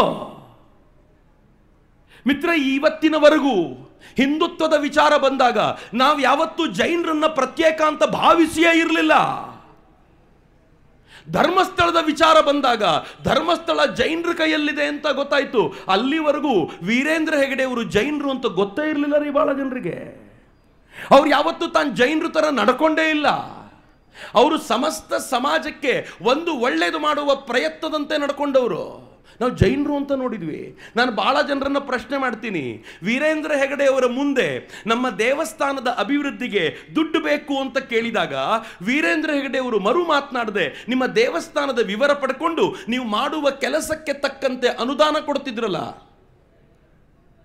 ನಮ್ಮ ಊರಿನ ಅತ್ಯಂತ ಪ್ರಾಚೀನ ಮಂದಿರ ಪಾಳು ಬಿದ್ದಿದೆ ಅಂತಂದಾಗ ವೀರೇಂದ್ರ ಹೆಗಡೆ ಅವರು ತಮ್ಮ ಧರ್ಮೋತ್ಥಾನ ಟ್ರಸ್ಟಿನ ಮೂಲಕ ಆ ಪಾಳು ಬಿದ್ದ ದೇವಾಲಯವನ್ನು ಪುನರ್ ನಿರ್ಮಾಣ ಮಾಡ್ಲಿಕ್ಕೆ ಬಂದಿದ್ರಲ್ಲ, ಆವತ್ತು ಅವರು ಜೈನರಾಗಿರ್ಲಿಲ್ವಾ? ಇವತ್ತು ಜೈನರ? ವೀರೇಂದ್ರ ಹೆಗಡೆಯವರು ಈ ನಾಡಿನ ಮಕ್ಕಳಿಗೆ 70,000 ಮಕ್ಕಳಿಗೆ ಪ್ರತಿ ತಿಂಗಳು ಸ್ಕಾಲರ್ಶಿಪ್ ಕೊಟ್ಟು ವರ್ಷಕ್ಕೆ 50 ಕೋಟಿ ರೂಪಾಯಿನ ಈ ನಾಡಿನ ಮಕ್ಕಳಿಗೋಸ್ಕರ ಖರ್ಚು ಮಾಡ್ತಾರಲ್ಲ, ಜೈನರಿಗೋಸ್ಕರ ಮಾಡ್ತಾರೇನ್ರಿ? ವೀರೇಂದ್ರ ಹೆಗಡೆ ಅವರು ನಮ್ಮ ಊರಿಗೆ ಬಂದು ನಮ್ಮ ಊರಿನ ಕೆರೆಗಳನ್ನು ಕ್ಲೀನ್ ಮಾಡುವಾಗ ಇದು ಜೈನರ ಕೆರೆ ಅಂತ ಕ್ಲೀನ್ ಮಾಡಿದ್ರ ಅಥವಾ ಈ ಕೆರೆ ಊರಿಗೆ ಸೇರಿದ್ದು ಅಂತ ಕ್ಲೀನ್ ಮಾಡಿದ್ರ? ಶಬಾಷ್, ಎಷ್ಟು ಬೇಗನೆ ಅವ್ರನ್ನ ಜೈನರು ಅಂತ ಸೆಪ್ರೇಟ್ ಮಾಡಿದ್ವಲ್ರಿ. ನಿನ್ನೆ ಯಾರೋ ಹುಡುಗ ನನಗೆ ಪ್ರಶ್ನೆ ಕೇಳ್ತಿದ್ದ, ಧರ್ಮಸ್ಥಳದಲ್ಲಿ ಬಾಹುಬಲಿ ಯಾಕೆ ಪಕ್ಕಕ್ಕಿದ್ದಾನೆ, ನಂಗೆ ಬಾಹುಬಲಿ ಅನ್ಕೊಂಡ್ರೆ ಆಗೋದಿಲ್ಲ, ಇರಬಾರ್ದಾಗಿತ್ತಲ್ವ ಅಲ್ಲಿ ಅಂತ. ಎಂಥ ಬೀಜ ಹುಟ್ಟಾಕ್ಬಿಟ್ರು. ನಾವು ಯಾವತ್ತೂ ಯಾರನ್ನ ಹಿಂದೂ ಬೌದ್ಧ ಸಿಖ್ ಅಂತ ನೋಡಲಿಲ್ಲ. ಎಂಥ ವಿಚಿತ್ರ ಅಂತಂದ್ರೆ ವೀರೇಂದ್ರ ಹೆಗಡೆ ಅವರು ಜೈನರು, ಅದಕ್ಕೆ ವೀರೇಂದ್ರ ಹೆಗಡೆ ಅವರ ವಿರುದ್ಧ ಮಾತನಾಡಬಹುದು. ಆದರೆ ಯಾರು ವೀರೇಂದ್ರ ಹೆಗಡೆ ಅವರ ವಿರುದ್ಧ ಒಂದು ವಿಡಿಯೋ ಮಾಡಿದ್ನೋ ಅವನು ಮುಲ್ಲಾ ಅಂದ್ರೆ ಇಲ್ಲಿ ಯಾಕೆ ಜಾತಿ ತರ್ತೀರಿ? ಅಬಾಬಾಬಾಬಾಬಾ, ಏನು ವಿಶಾಲ ಹೃದಯ ನಮ್ಮದು. ಮುಲ್ಲಾನ ಬಗ್ಗೆ ಮಾತನಾಡಿದ್ರೆ ಇಲ್ಲಿ ಜಾತಿ ಯಾಕೆ? ವೀರೇಂದ್ರ ಹೆಗಡೆ ಅವರು ಮಾತ್ರ ಜೈನರು. ಆಲೋಚನೆಯ ಕ್ರಮ ಸತ್ತೋಗಿದ್ಯಾ ನಮ್ದು? ಏನಾಗಿದೆ ನಮ್ಮ ತಲೆಗೆ? ಏನು ತುಂಬಿಕೊಂಡಿದ್ದೀವಿ ತಲೆ ಒಳಗೆ? ಆಲೋಚನೆ ಮಾಡುವಟ್ಟು ನಮ್ಗೆ ಆ ಚಿಂತನೆಯ ಪ್ರಕಾರವೂ ಗೊತ್ತಿಲ್ವಲ್ಲ ಮಿತ್ರ. ಯಾವಾಗ ಈ ವ್ಯಕ್ತಿನ ಬಳಸ್ಕೊಂಡು ಇವರು ಆಕ್ರಮಣ ಶುರು ಮಾಡಿದ್ರೋ ಸೌಜನ್ಯನ ಹೆಸರು ತಗೊಂಡು ಬಂದರು. ಆ ಹೆಣ್ಣು ಮಗಳಿಗೆ ನ್ಯಾಯ ಸಿಗಬೇಕು ಅಂತ ಈ ಹೋರಾಟಗಾರರು ಏನಿದ್ದಾರಲ್ಲ, ಅದಕ್ಕಿಂತ 1000 ಪಟ್ಟು ಹೆಚ್ಚು ಆಗ್ರಹ ಇಲ್ಲಿರುವ ನಮ್ದೆಲ್ಲರದು ಇದೆ. ಸೌಜನ್ಯನಿಗೆ ನ್ಯಾಯ ಸಿಗಬೇಕು, ಯಾರು ತಪ್ಪು ಮಾಡಿದ್ದಾರೋ ಶಿಕ್ಷೆ ಆಗಬೇಕು. ಅದಕ್ಕೆ ಏನಾಗಬೇಕು? ಸೌಜನ್ಯ ಅವರ ಅಮ್ಮ ಇನ್ನೊಂದು ರಿಟ್ ಪಿಟಿಷನ್ನ ಕೊಡಬೇಕು, ಸುಪ್ರೀಂ ಕೋರ್ಟಿಗೆ ಹೋಗಬೇಕು. ಸೌಜನ್ಯ ಅವರ ಅಮ್ಮ ಬರ್ತೀರಿ ಅಂತಾದ್ರೆ ನಾನು ನಿಮ್ಮೆಲ್ಲರನ್ನೂ ಜೊತೆಯಲ್ಲಿ ಕರ್ಕೊಂಡು ಬರ್ತೀನಿ ಅಂತ ಮಾತು ಕೊಡ್ತೀನಿ. ಬರ್ತೀರಿ? ಎಲ್ಲರೂ ಬರ್ತೀರಿ? Yes, very good. ನಾನು ಮಾಧ್ಯಮಗಳ ಮೂಲಕ ಹೇಳಲಿಕ್ಕೆ ಇಚ್ಛೆ ಪಡ್ತೀನಿ. ಏನು ಓಪನ್ ಚಾಲೆಂಜ್ ಏನು, ಆ ತಾಯಿನ ರಿಕ್ವೆಸ್ಟ್ ಮಾಡ್ಕೊಳ್ತೀನಿ, ಅಮ್ಮ ಇದು ಬೀದಿಯಲ್ಲಿ ಮಾಡಬೇಕಾಗಿರೋ ಗಲಾಟೆ ಅಲ್ಲ. ಒಂದು ಹೆಣ್ಣು ಮಗಳು, ರೇಪ್ ಆದ ಹೆಣ್ಣು ಮಗಳ ಚಿತ್ರ ಕೂಡ ತೋರಿಸಬಾರ್ದು ಅಂತ ನಮ್ಮಲ್ಲಿ ನಿಯಮ ಇದೆ. ಅಂಥದ್ರಲ್ಲಿ ಒಂದು ಹೆಣ್ಣು ಮಗಳ ರೇಪ್ ಆಗಿದ್ದನ್ನು ಊರು ತುಂಬ ಈ ಥರ ಚರ್ಚೆ ಮಾಡ್ತಿರೋದು ಒಳ್ಳೇದಲ್ಲ. ಸುಪ್ರೀಂ ಕೋರ್ಟ್ಗೆ ಹೋಗೋಣ, ಒಂದು ರಿಟ್ ಅರ್ಜಿ ಸಲ್ಲಿಸೋಣ. ನಮ್ಮ ಹತ್ರ ಇರೋ ಹೊಸದು ಮೊನ್ನೆ ಒಂದು ಆಡಿಯೋ ಬಂದಿದೆಯಲ್ಲ, ಆಕೆನ ಕಾರಿಗೆ ಹತ್ತಿಸ್ಕೊಂಡು ಹೋಗ್ತಿರೋದು ನಾನೇ ನೋಡಿದೆ ಅಂತ ಹೇಳಿರುವಂಥ ಆಡಿಯೋ ಬಂದಿದೆಯಲ್ಲ, ಇದೇ ಆಡಿಯೋ ಯಾರು ಹೇಳಿದ್ದು, ಯಾರಿಗೆ ಹೇಳಿದ್ದು, ಅವರನ್ನು ಕರ್ಕೊಂಡು ಹೋಗೋಣ, ಸುಪ್ರೀಂ ಕೋರ್ಟಿನ ಮುಂದೆ ನಿಂತ್ಕೊಳ್ಳೋಣ. ಮಿತ್ರ, ಇವತ್ತು ನಿರ್ಣಯ ಆಗಿಬಿಡ್ಲಿ. ನಾನು ಸಾಕ್ಷಿ ಇದೆ ಅಂತ ಜೇಬಲ್ಲಿ ಇಟ್ಕೊಂಡವ್ರು, ಮೊಬೈಲಲ್ಲಿ ಇಟ್ಕೊಂಡವ್ರು ಇದ್ದಾರಲ್ಲ. ನಾನು ಬೆಳತಂಗಡಿಯವ್ರನ್ನ, ಉಜಿರೆಯವ್ರನ್ನ ಕೇಳ್ತೀನಿ, ಒಂದ್ಸಲ ಮೊಬೈಲ್ ಕದ್ದು ಬಿಡ್ರಲ್ಲ, ಅದು ಮೊಬೈಲ್ ಕದ್ದು ಸ್ಟೇಷನಿಗೆ ಕೊಟ್ಬಿಡಿ. ಸರ್, ಇಡೀ ಪ್ರಕರಣಕ್ಕೆ ಸಂಬಂಧಪಟ್ಟ ಎಲ್ಲ ರಿಪೋರ್ಟ್ ಇದರಲ್ಲಿದೆ, ನಾವು ಗೆಲ್ತೀವಿ, ದಯವಿಟ್ಟು ಇದನ್ನು ಹುಡುಕಿ ಅಂತ ಹೇಳ್ರಲ್ಲ. ಮಿತ್ರ, ನಾವೆಲ್ಲರೂ ಒಟ್ಟಿಗೆ ಸೇರೋಣ. ಬಹುಶಃ ಇವತ್ತಿನ ನಿರ್ಣಯಗಳಲ್ಲಿ ಇದು ಒಂದು ಅಘೋಷಿತವಾದ ನಿರ್ಣಯ. ನಿಮ್ಮ ನಿರ್ಣಯ ಬೇರೆ, ಅವರು ಹೇಳ್ತಾರೆ. ಆದರೆ ನಾವು ಒಕ್ಕೊರಳಿನ ದನಿಯಿಂದ ನಿರ್ಣಯ ಮಾಡೋಣ. ಸೌಜನ್ಯ ಅವರ ಅಮ್ಮ ನಮ್ಮ ನೇತೃತ್ವ, ಆಕೆನ ಕರ್ಕೊಂಡು ಸುಪ್ರೀಂ ಕೋರ್ಟಿಗೆ ಹೋಗಿ ಅಲ್ಲಿ ಎಲ್ಲ ವರದಿಗಳನ್ನು ಮುಂದಿಟ್ಟು ಮತ್ತೊಮ್ಮೆ ಈ ಕೇಸ್ ಓಪನ್ ಮಾಡಿಸೋಣ. ಅದು ಯಾರು ಸೌಜನ್ಯ ಹತ್ಯೆ ಮಾಡಿದಾರೋ ನೋಡೇ ಬಿಡೋಣ. ಈಗೇನು ಹೇಳ್ತಾರೆ ಗೊತ್ತಾ? ನಮಗೆ ನ್ಯಾಯದ ಮೇಲೆ ನಂಬಿಕೆ ಇಲ್ಲ. ಮತ್ತು ನ್ಯಾಯ ಎಲ್ಲಾಗಬೇಕು? ಬೀದಿಯಲ್ಲಾಗಬೇಕು. ಆ ಬೀದಿಯಲ್ಲಾಗೋ ನ್ಯಾಯದ ಮೇಲೆ ಇವರಿಗೆ ನಂಬಿಕೆ. ಮತ್ತು ಆ ಬೀದಿಯಲ್ಲಾಗೋ ನ್ಯಾಯ ಹೆಂಗಿರುತ್ತೆ ಗೊತ್ತಾ? ಹೊಲಸು ಪದಗಳಿಂದ ಒಬ್ಬರನ್ನು ನಿಂದಿಸಿ ನ್ಯಾಯ ತಗೊಳ್ಳೋದು ನ್ಯಾಯ ಅಂತಾರೇನ್ರಿ? ಯಾವಾಗ ಸೌಜನ್ಯ ಪ್ರಕರಣ ಈ ಹಿಂದುತ್ವವಾದಿಯ ಮೂಲಕ ತೆಗೆದುಕೊಂಡು ಹೋಗಿದ್ದು ಹಳ್ಳ ಹಿಡಿಲಿಕ್ಕೆ ಶುರುವಾಯಿತೋ, ಸಾಕಾಗಲಿಲ್ಲ ಅಂತ ಗೊತ್ತಾಯಿತು, ಇವ್ರು ಏನು ಮಾಡಿದ್ರು ಗೊತ್ತಾ? ನಿಧಾನವಾಗಿ ಸ್ವಲ್ಪ ಬುದ್ಧಿಮತ್ತೆ ಇವನಿಗಿಂತ ಜಾಸ್ತಿ ಇರೋ ಮತ್ತೊಬ್ಬನನ್ನು ಕರ್ಕೊಂಡು ಬಂದು ಸೇರಿಸಿ ದಿನ ಬೆಳಗಾದರೆ ಮಾತನಾಡ್ಲಿಕ್ಕೆ ಹಚ್ಚಿದ್ರು. ಸೌಜನ್ಯನನ್ನು ಪಕ್ಕಕ್ಕಿಟ್ರು. ದಿನ ಬೆಳಗಾದರೆ ಹೊಸದೊಂದು ಕತೆ ತಗೊಂಡು ಬಂದರು. ನಾವು ಮೊದಲು ಸೌಜನ್ಯನಿಗಾಗಿ ಹೋರಾಟ ಅಂತ ಮಾಡ್ತಿದ್ದವರು ಆ ಹೊಸ ಕಥೆಗಳನ್ನು ನಂಬ್ತಾ ಹೋದ್ವಿ. ಧರ್ಮಸ್ಥಳದಲ್ಲಿ ಯಾರೇ ಸತ್ರು ಅದನ್ನು ಮಾಡಿಸಿದವರು ದೊಡ್ಡ ಮನೆಯವರು, ಯಾರು ಮಾಡಿಸಿದ್ರು ದೊಡ್ಡವರು. ಧರ್ಮಸ್ಥಳದಲ್ಲಿ ಯಾರೇ ತೀರಿಕೊಂಡ್ರು, ಯಾರೇ ಹೋದ್ರು, ನೆನ್ನೆ ನನ್ನ ಹತ್ರ ಬಂದು ಹೇಳಿದ್ದ ಸಾಕ್ಷಿ ಹೇಳ್ತೀನಿ ಅಂತ, ಇವತ್ತು ಸಾಯಿಸ್ಬಿಟ್ರು ನೋಡಿದ್ರಾ? ಹಿಂಗೆ ಹೇಳಲಿಕ್ಕೆ ಶುರು ಮಾಡಿದ್ರು. ನಾವು ನಂಬ್ತಾ ಹೋದ್ವಿ. ಕೊನೆಗೆ ಎಲ್ಲಿವರೆಗೂ ಅಂತಂದ್ರೆ, ಈ ವ್ಯಕ್ತಿಯಿಂದಲೂ ಕೂಡ ನ್ಯಾಯ ಕೊಡಿಸ್ಲಿಕ್ಕೆ ಆಗ್ತಾ ಇಲ್ಲ, ಅಥವಾ ತಾವು ಅನ್ಕೊಂಡಂತೆ ಧರ್ಮಸ್ಥಳವನ್ನ ಅಥವಾ ದಕ್ಷಿಣ ಕನ್ನಡವನ್ನ ಲೆಫ್ಟಿಸ್ಟ್ ಲಿಬರಲ್ಗಳ ಅಡ್ಡ ಮಾಡ್ಲಿಕ್ಕೆ ಆಗ್ತಾ ಇಲ್ಲ ಅಂತ ಗೊತ್ತಾದಾಗ ಇವ್ರು ಕೊನೆಗೆ ಮೊರೆಗೆ ಹೋಗಿದ್ದು ಯಾರಿಗೆ ಗೊತ್ತಾ? ಸ್ವತಃ ಇವರುಗಳೇ ಬೀದಿಗೆ ಬಂದಿಳಿದ್ರು. ಇನ್ನು ಇವ್ರನ್ನ ನಂಬಲಿಕ್ಕೆ ಆಗೋದಿಲ್ಲ ಅಂತ ಬೀದಿಗೆ ಬಂದಿಳಿದ್ರು. ಒಬ್ಬರಾದ್ಮೇಲೆ ಒಬ್ಬರು ಬಂದರು. ಸ್ಟ್ಯಾನ್ಲಿ ಬಂದ ನಂತರ ಎಲ್ಲಿವರೆಗೂ ಕೆಲವು ಪತ್ರಕರ್ತರು ಬಂದರು, ಲೆಫ್ಟಿಸ್ಟ್ ಲಿಬರಲ್ಗಳ ಪ್ರಮುಖರಾಗಿರುವಂಥ ಕೆಲವು ವಕೀಲರು ಬಂದರು. ಎಲ್ಲರೂ ತಾವಾಗಿ ನಿಂತರು. ಮಿತ್ರ, ನಿಮ್ಗೆ ಆಶ್ಚರ್ಯ ಅನ್ಸುತ್ತೆ, ಈ ಅಜ್ಜಿಯ ಪ್ರಕರಣ ನಡೀತಲ್ಲ, ಸೆಂಥಿಲ್ ಹೆಸರನ್ನು ಅವ್ರು ಹೇಳಿ ಆಯಿತು. ಆ ಸೆಂಥಿಲ್ನ ಬಳಸ್ಕೊಂಡು ದೆಹಲಿನಲ್ಲಿ ಈ ಅಜ್ಜಿ ಏನು ಮಾತನಾಡಬೇಕು, ಯಾವ ಕಥೆಯನ್ನು ಕಟ್ಟಬೇಕು ಎನ್ನುವಂಥ ಎಲ್ಲ ಡೀಟೇಲ್ಗಳನ್ನು ಅವರು ಕಂಪ್ಲೀಟ್ ಆಗಿ ಪ್ಲಾನ್ ಮಾಡಿದ್ರು ಅಂತ ಅವ್ರು ಹೇಳಿರೋ ಆರೋಪಗಳನ್ನು ಇವತ್ತು SIT ಚರ್ಚೆ ಮಾಡಲಲ್ಲ. SIT ಗುಂಡಿ ತೋಡ್ಲಿಕ್ಕೆ ಸಿದ್ಧವಾಗಿದೆ ಅಂತಂದರೆ ಇವ್ರು ಎಲ್ಲಿಗೆ ಹೋದ್ರು ಅಂತ ಟ್ರಾವೆಲ್ ಪ್ಲಾನನ್ನು ನೋಡ್ಲಿಕ್ಕೆ SIT ಹತ್ರ ಸಾಧ್ಯ ಆಗೋದಿಲ್ವಾ? ಮಾಡಲಿ SIT. ಇವ್ರು ಈ ಪ್ರಕರಣ ಯಾವಾಗಾಯ್ತೋ ಎಲ್ಲ ಲೆಫ್ಟಿಸ್ಟ್ಗಳು ಬೀದಿಗೆ ಬಂದರು, ಇಸ್ಲಾಮಿಸ್ಟ್ಗಳು ಬೀದಿಗೆ ಬಂದರು, ಇವ್ಯಾಂಜಲಿಸ್ಟ್ಗಳು ಬೀದಿಗೆ ಬಂದು ಇವತ್ತಿನ ಫೈಟ್ ಪೂರ್ತಿ ಅವ್ರು ಮಾಡಲಿಕ್ಕೆ ನಿಂತಿದ್ದಾರೆ. ಮಿತ್ರರೆ, ಒಂದು ಹಂತದಲ್ಲಂತೂ ಇವ್ರು ಎಷ್ಟು ಕೈ ಚೆಲ್ಲಿಬಿಟ್ರು ಅಂತಂದರೆ, ಸ್ವತಃ SDPI ಬೀದಿಗೆ ಬಂದು ಮುಸಲ್ಮಾನರೇ ಇದರ ಹಿಂದೆ ಇದ್ದಾರೆ ಅನ್ನೋದನ್ನ ಅದು ಪ್ರತ್ಯಕ್ಷ ತೋರಿಸಿಕೊಳ್ಳುವ ಮಟ್ಟಿಗೆ. ಆಗಲೂ ನಮಗೆ ಅರ್ಥ ಆಗಲಿಲ್ಲ. ನನಗೊಬ್ಬ ಮಿತ್ರ ಮೆಸೇಜ್ ಹಾಕಿದ, SDPI ಹೋರಾಟಕ್ಕೆ ಬಂದರು, ಇನ್ನು ನಾವು ಹೋರಾಟಕ್ಕೆ ಬರಲಿಲ್ಲ ಅಂದರೆ ಏನರ್ಥ? ನಾನು ಅನ್ಕೊಂಡೆ ನಮ್ಮ ಪರವಾಗಿ ಮಾತನಾಡ್ತಿದ್ದಾನಂತ. ಇಲ್ಲ, ಅವ್ರ ಪರವಾಗಿ ಮಾತನಾಡ್ತಿದ್ದಾನೆ. SDPI ಬಂದಾಯ್ತು ಅಂತ ನಾನಂದೆ, ಇನ್ಮೇಲೆ ನೀನು ಮೆಸೇಜ್ ಮಾಡಿದ್ರೆ ಕಪಾಳಕ್ಕೆ ಹೊಡಿತೀನಿ, ನಿನ್ನನ್ನು ನನ್ನ ಗ್ರೂಪಿನಿಂದ ಅನ್ಫ್ರೆಂಡ್ ಮಾಡ್ತೀನಿ ಅಂತ. ಅವತ್ತು ಅನ್ಫ್ರೆಂಡ್ ಮಾಡಿ ಬ್ಲಾಕ್ ಮಾಡಿದವರನ್ನ ಇನ್ನೂ ಅನ್ಬ್ಲಾಕ್ ಮಾಡಲಿಲ್ಲ, ಮಾಡೋದೂ ಇಲ್ಲ. ಯಾಕೆ ಮಾಡೋದಿಲ್ಲ ಅಂತಂದರೆ, ಕೈಗೆ ರಾಖಿ ಕಟ್ಟಿಕೊಂಡು ಈ ಷಡ್ಯಂತ್ರವನ್ನು ಅರ್ಥ ಮಾಡ್ಕೊಳ್ಳಿಕ್ಕಾಗದ ನಿನ್ನನ್ನು ನಾನು ಫ್ರೆಂಡಾಗಿ ಇಟ್ಕೊಳ್ಳೋಕ್ಕಿಂತ ಒಬ್ಬ ಪ್ರಾಮಾಣಿಕ ಸಾಮಾನ್ಯ ವ್ಯಕ್ತಿ ನನ್ನ ಜೊತೆ ಇರೋದು ಭಾಳ ಒಳ್ಳೆಯದು ಅಂತ ನನಗೆ ಯಾವಾಗಲೂ ಅನಿಸುತ್ತೆ. ಮಿತ್ರರೇ, ನಾವು ಮಾಡಬೇಕಾಗಿರೋ ಮೊದಲನೇ ಕೆಲಸ ಇದು. ನಮ್ಮ ಪ್ರಹಾರ ಆಗಬೇಕಾಗಿರೋದು ಅಲ್ಲಿ ಅಂತ. ಇವತ್ತು ಇದರಿಂದ ಇರುವಂಥ ಅಷ್ಟೂ ಷಡ್ಯಂತ್ರವನ್ನು ಹೊರಗೆ ಎಳಿದೇ ಹೋದರೆ ಇದು ಬಹಳ ಗಂಭೀರವಾದ ಸ್ಥಿತಿಯನ್ನು ತಲುಪುತ್ತೆ ಅಂತ ನನಗೆ ಯಾವಾಗಲೂ ಅನಿಸುತ್ತೆ. ಬಹಳ ಜನ ನಂಗೆ ಪದೇ ಪದೇ ಪ್ರಶ್ನೆ ಕೇಳ್ತಾರೆ, ಧರ್ಮಸ್ಥಳವೇ ಯಾಕೆ ಇವರ ಕೇಂದ್ರ, ಯಾಕೆ ಇವರ ಅಟ್ಯಾಕಿಗೆ ಗುರಿ ಆಗುತ್ತೆ ಅಂತಂದರೆ, ನಾನು ಒಂದ್ಸಲ ಒಬ್ಬ MP ಅವರ ಜೊತೆ ಮಂಗಳೂರಿನಲ್ಲಿ ಮಾತನಾಡ್ತಾ ಕೂತಾಗ ಅವ್ರನ್ನ ಕೇಳಿದೆ, ದಕ್ಷಿಣ ಕನ್ನಡದಲ್ಲಿ ಇಷ್ಟೆಲ್ಲ ನೀವು ಮಾಡ್ತೀರಾ, ಎಷ್ಟು ಕೆಲಸ ಮಾಡ್ತೀರಾ, ದೇವಸ್ಥಾನಗಳ ಜೀರ್ಣೋದ್ಧಾರ ಆಗುತ್ತೆ, ಬ್ರಹ್ಮಕಲಶ ಆಗುತ್ತೆ, ಹೊಸ ಹೊಸ ದೇವಸ್ಥಾನಗಳ ನಿರ್ಮಾಣ ಆಗುತ್ತೆ, ಭೂತದ ಕೋಲ ಆಗುತ್ತೆ, ದೈವದ ಕೆಲಸ ಆಗುತ್ತೆ, ಇಷ್ಟೆಲ್ಲ ಕೆಲಸ ನಡೆಯುತ್ತಲ್ಲ, ಎಷ್ಟು ಖರ್ಚು ಮಾಡ್ಬೋದು ಪ್ರತಿ ವರ್ಷ ಅಂತ. ಅವ್ರು ಹೇಳಿದರು, 10 ವರ್ಷಗಳ ಹಿಂದೆ 500 ಕೋಟಿ ರೂಪಾಯಿ ಮಿನಿಮಮ್ ವಾರ್ಷಿಕ ವಹಿವಾಟು ದೇವರ ಕೆಲಸಗಳಲ್ಲೇ ನಡೆಯುತ್ತೆ, ಇಲ್ಲಿ ಸಂಸ್ಕೃತಿ ಬಲವಾಗಿ ಬೇರು ಬಿಟ್ಟಿದೆ ಅಂತ. ಇವತ್ತು 500 ಕೋಟಿ ಅಲ್ಲ, ಮಿನಿಮಮ್ 750 ಕೋಟಿಯಿಂದ 1,000 ಕೋಟಿ ರೂಪಾಯಿವರೆಗೂ ಇದಿರಬಹುದು ಅಂತ ನನಗನ್ಸುತ್ತೆ. ಇವರೆಲ್ಲರಿಗೂ ಕೂಡ ಈ ಸಂಸ್ಕೃತಿಯ ಬೇರು ಏನು ಆಳಕ್ಕಿಳಿದಿದೆಯಲ್ಲ, ಇದನ್ನು ಹಾಳು ಮಾಡಬೇಕು ಎನ್ನುವಂಥ ಪ್ರಯತ್ನ ಇದೆ. ಮತ್ತು ಅದರ ಕೇಂದ್ರ ಯಾವುದಾದ್ರೂ ಇದ್ದರೆ ಅದು ಧರ್ಮಸ್ಥಳ ಅಂತ.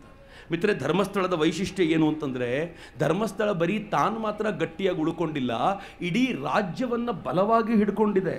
ನಾನು ಪದೇ ಪದೇ ಎಲ್ಲ ಕಡೆಗಳಲ್ಲಿ ಹೇಳ್ತಿದ್ದೀನಿ, ಇಲ್ಲಿ ತುಂಬ ಜನ ತಾಯಂದರು ಬಂದು ಕೂತಿದ್ದೀರಿ.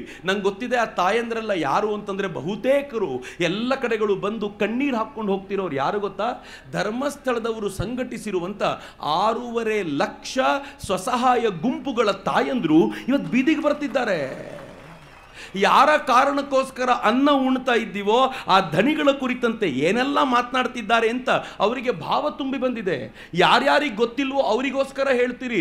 6.5 ಲಕ್ಷ ಸ್ವಸಹಾಯ ಸಂಘಗಳು, ಅದರ ಮೂಲಕ 55 ಲಕ್ಷ ಜನರಿಗೆ ನೇರವಾಗಿ ತಲುಪಿರುವಂಥ ಯಾವುದಾದ್ರೂ ಒಂದು ಸಂಘಟನೆ ಇದ್ದರೆ ರಾಜ್ಯದಲ್ಲಿ ಅದು ಧರ್ಮಸ್ಥಳದ ಸಂಘಟನೆಯೇ.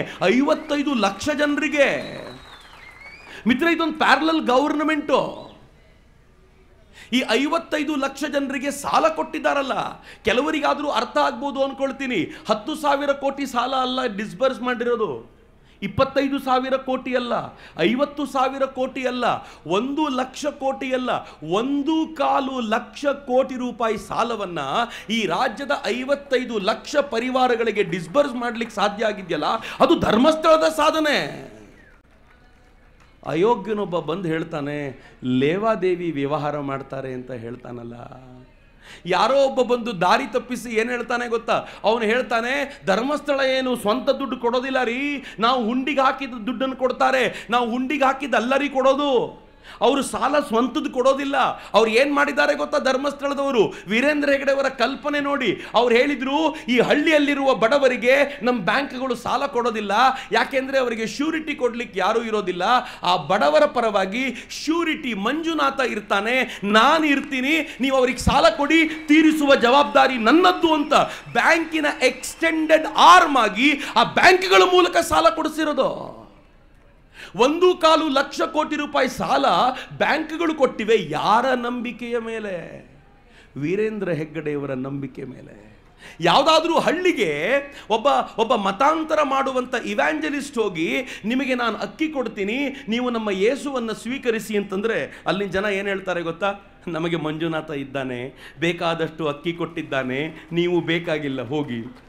ನಿಮಗೆ ಸ್ಕಾಲರ್ಶಿಪ್ ಕೊಡ್ತೀನಿ, ನೀವು ಮತಾಂತರಗೊಳ್ಳಿ ಅಂತಂದರೆ ನಮ್ಮ ಹಳ್ಳಿಯ ಹೆಣ್ಣುಮಕ್ಕಳು ಹೇಳ್ತಾರೆ, ನನ್ನ ಮಗನನ್ನ ಮಂಜುನಾಥ ಓದಿಸ್ತಾ ಇದ್ದಾನೆ, ನೀನೇನು ಬೇಕಾಗಿಲ್ಲ ಹೋಗು ಅಂತ.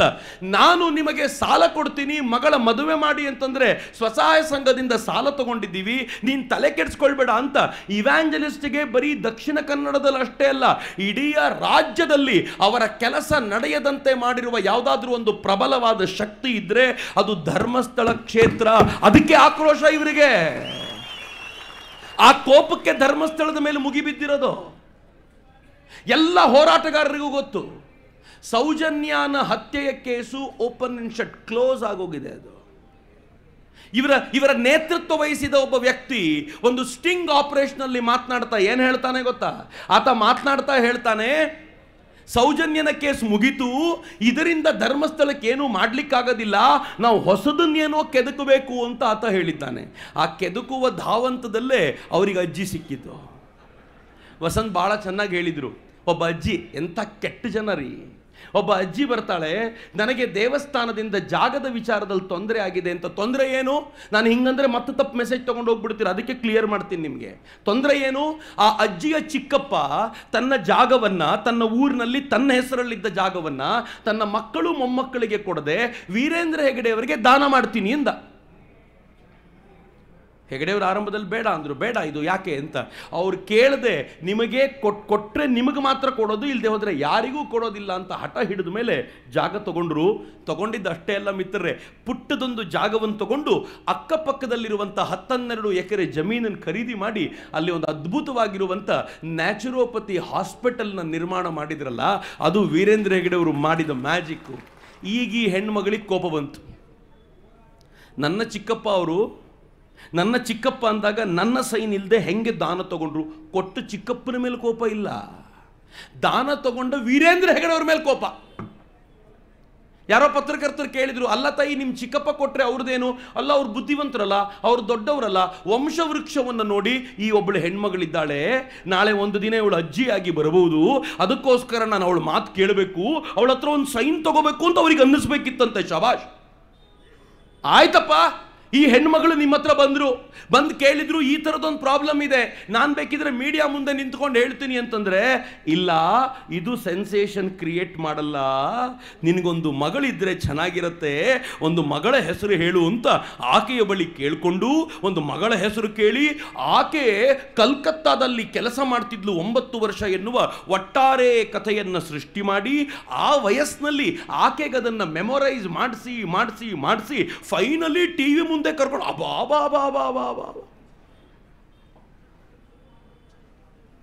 ನನಗೆ ಗೊತ್ತಿಲ್ಲ ಯಾವಾಗ ಹೇಳಿದ್ನೋ, ಆ ಮಾಸ್ಕ್ ಮ್ಯಾನ್ ಒಂದ್ಸಲ ಹೇಳಿದ ಅಂತ ಒಂದು ಚಾನಲಲ್ಲಿ ಬಂತು. ಇವರೆಲ್ಲ ಪದೇ ನನಗೆ ಹೇಳಿದರು, ಹಳ್ಳದಲ್ಲಿ ಇದೆ ಅಂತ ಹೇಳು, ಅಲ್ಲಿ ಹುಡುಕ್ಲಿ ಅವರು ಅಂತ ಹೇಳು ಅಂತ. ನಂಗೆ ಧೈರ್ಯ ಇರಲಿಲ್ಲ. ಕೊನೆಗೆ ಯಾವಾಗ ಅನನ್ಯ ಭಟ್ನ ತಾಯಿ ಬಂದು ಹೇಳ್ತೀನಿ ಅಂದ್ರೋ, ಆಗ ನನಗೆ ಧೈರ್ಯ ಬಂತು ಅಂತ. ಇವನಿಗೆ ಧೈರ್ಯ ತುಂಬಲಿಕ್ಕೆ ಅವಳಿಗೆ ಧೈರ್ಯ ತುಂಬಲಿಕ್ಕೆ ಇವನು. ಆದರೆ ನಾವು ಹೆಂಗಿದ್ವಿ ಗೊತ್ತಾ? ನಾವು ಕಾದು ನೋಡುವ ತಂತ್ರ ಅನುಸರಿಸ್ತಾ ಇದ್ವಿ. ಭಾಳ ಬುದ್ಧಿವಂತರು. ಈ ರಾಮರಾವಣರ ಯುದ್ಧ ನಡೆಯುವಾಗ ದೇವತೆಗಳ ರೋಲ್ ನಮ್ಮದು. ಅವರು ಜೈ ಅಂತಿದ್ರಂತೆ ಯುದ್ಧದ ಉದ್ದಕ್ಕೂ. ಯಾರಿಗೆ ಅಂತ ಹೇಳ್ತಿರಲಿಲ್ಲ. ರಾಮ ಗೆದ್ರೆ ರಾಮನಿಗೆ ಜೈ ಅಂತ ಕೊನೆಯಲ್ಲಿ ಸೇರಿಸೋದು, ರಾವಣ ಗೆದ್ದು ಬಿಟ್ರೆ ರಾವಣನಿಗೆ ಜೈ ಅಂತ ಹೇಳೋದು. ಹಾಗೇ ಕೂತು ನೋಡ್ತಾ ಇದ್ವಿ. ಯೋಚನೆ ಮಾಡಿ ಮಿತ್ರರೇ, ನಾನಿವತ್ತು ನಿಮ್ಮನ್ನು ಓಪನ್ ಪ್ರಶ್ನೆ ಕೇಳಬೇಕು. ಅಕಸ್ಮಾತ್ ಆ 13 ಹೊಂಡಗಳಲ್ಲಿ ಒಂದಾದರೂ ಹೊಂಡದಲ್ಲಿ ಒಂದು ಹೆಣ್ಣು ಮಗಳದ್ದೇನಾದರೂ ಸ್ಕೆಲಿಟನ್ ಸಿಕ್ಕಿದ್ದಿದ್ರೆ, ಯಾವ ಟಿವಿ ಮಾಧ್ಯಮಗಳಾದರೂ ಅನನ್ಯ ಭಟ್ ಯಾರು ಅಂತ ಹುಡುಕಾಡುವ ಪ್ರಯತ್ನ ಮಾಡ್ತಿತ್ತಾ? ಯಾರೂ ಮಾಡ್ತಿರ್ಲಿಲ್ಲ ರೀ. ಅನನ್ಯ ಭಟ್ ಕೇಸ್ ಜೊತೆ ಸೇರ್ಕೊಂಡ್ಬಿಡ್ತಿತ್ತು. ಇಡೀ ಧರ್ಮಸ್ಥಳದ ಮೇಲೆ ಅನನ್ಯ ಭಟ್ ಅನ್ನುವಂಥ ಇಲ್ಲದ ಹೆಣ್ಣು ಮಗಳ, ಹುಟ್ಟೇ ಇಲ್ಲದ ಹೆಣ್ಣು ಮಗಳ ಒಂದು ರೇಪಿನ ಕತೆ ಜೊತೆಯಲ್ಲಿ ಸೇರ್ಕೊಂಡ್ಬಿಡ್ತಿತ್ತು. ಸಮೀರ್ ಆ ಮುಲ್ಲಾನಿಗೆ ಇನ್ನೊಂದಟ್ಟು ವ್ಯೂಗಳು, ಅಬ್ಬಾ ಎಂಥ ಕೇಸನ್ನು ಹೊರಗೆ ಹಾಕದೆ ಅಂತ. ಈಗ ಜನ ಕೇಳ್ತಾರೆ, ಅಯೋಗ್ಯ ಯಾವ ಧೈರ್ಯದ ಮೇಲೆ ಈ ಸುಳ್ಳನ್ನು ಹೇಳಿದೆ ಅಂತ ಈಗ ಪ್ರಶ್ನೆ ಮಾಡ್ಲಿಕ್ಕೆ ನಿಂತಿದ್ದಾರಲ್ಲ. ಯಾರು ನಮಗೆ ಈ ಪ್ರಶ್ನೆ ಮಾಡುವ ತಾಕತ್ತನ್ನು ತಂದುಕೊಟ್ಟ ಅಂತಂದ್ರೆ, ನಿಸ್ಸಂಶಯವಾಗಿ ಅಣ್ಣಪ್ಪನೇ ತಂದುಕೊಟ್ಟಂತ ತಾಕತ್ತಿದು. ಮಿತ್ರೆ, ಅನುಮಾನ ಇಟ್ಕೋಬೇಡಿ, ಕಾಂತಾರದ ಮಾತು ಸತ್ಯ. ನೀನು ಇಲ್ಲಿ ಏನು ಮಾಡ್ತೀಯೋ ಮಾಡು, ನ್ಯಾಯಾಲಯದ ಮೆಟ್ಟಿಲ ಮೇಲೆ ನಿನ್ನ ತೀರ್ಮಾನ ನಾನು ಮಾಡ್ತೀನಿ ಅಂತ ಅಣ್ಣಪ್ಪ ಹೇಳಿದರೆ ಯಾವನದನ್ನು ಮೀರಲಿಕ್ಕೆ ಸಾಧ್ಯವಾಗುತ್ತೆ ಹೇಳಿ? ಅಣ್ಣಪ್ಪ ಮುಂದೆ ನಿಂತಾರಿ. ಅಣ್ಣಪ್ಪ ನಮ್ಮನ್ನು ನೋಡ್ದ. ಮಂಜುನಾಥನಿಗೋಸ್ಕರ ಮೊದಲು ಕಾದ. ನಿನ್ನ ಸೇವೆ ಶ್ರದ್ಧೆಯಿಂದ ಮಾಡಿದ್ರು, ನೀನೇ ಕಾಪಾಡು. ನಮ್ಮಲ್ಲಿ ವಿಚಿತ್ರ ಇದೆ. ನಮ್ಮ ದಕ್ಷಿಣ ಕನ್ನಡದಲ್ಲಿ ಒಂದು ಮಾತಿದೆ, ದೇವರು ಬೇಕಿದ್ರೆ ಬಿಟ್ಟು ಬಿಡ್ತಾರೆ, ದೈವ ಬಿಡೋದಿಲ್ಲ ಅಂತ.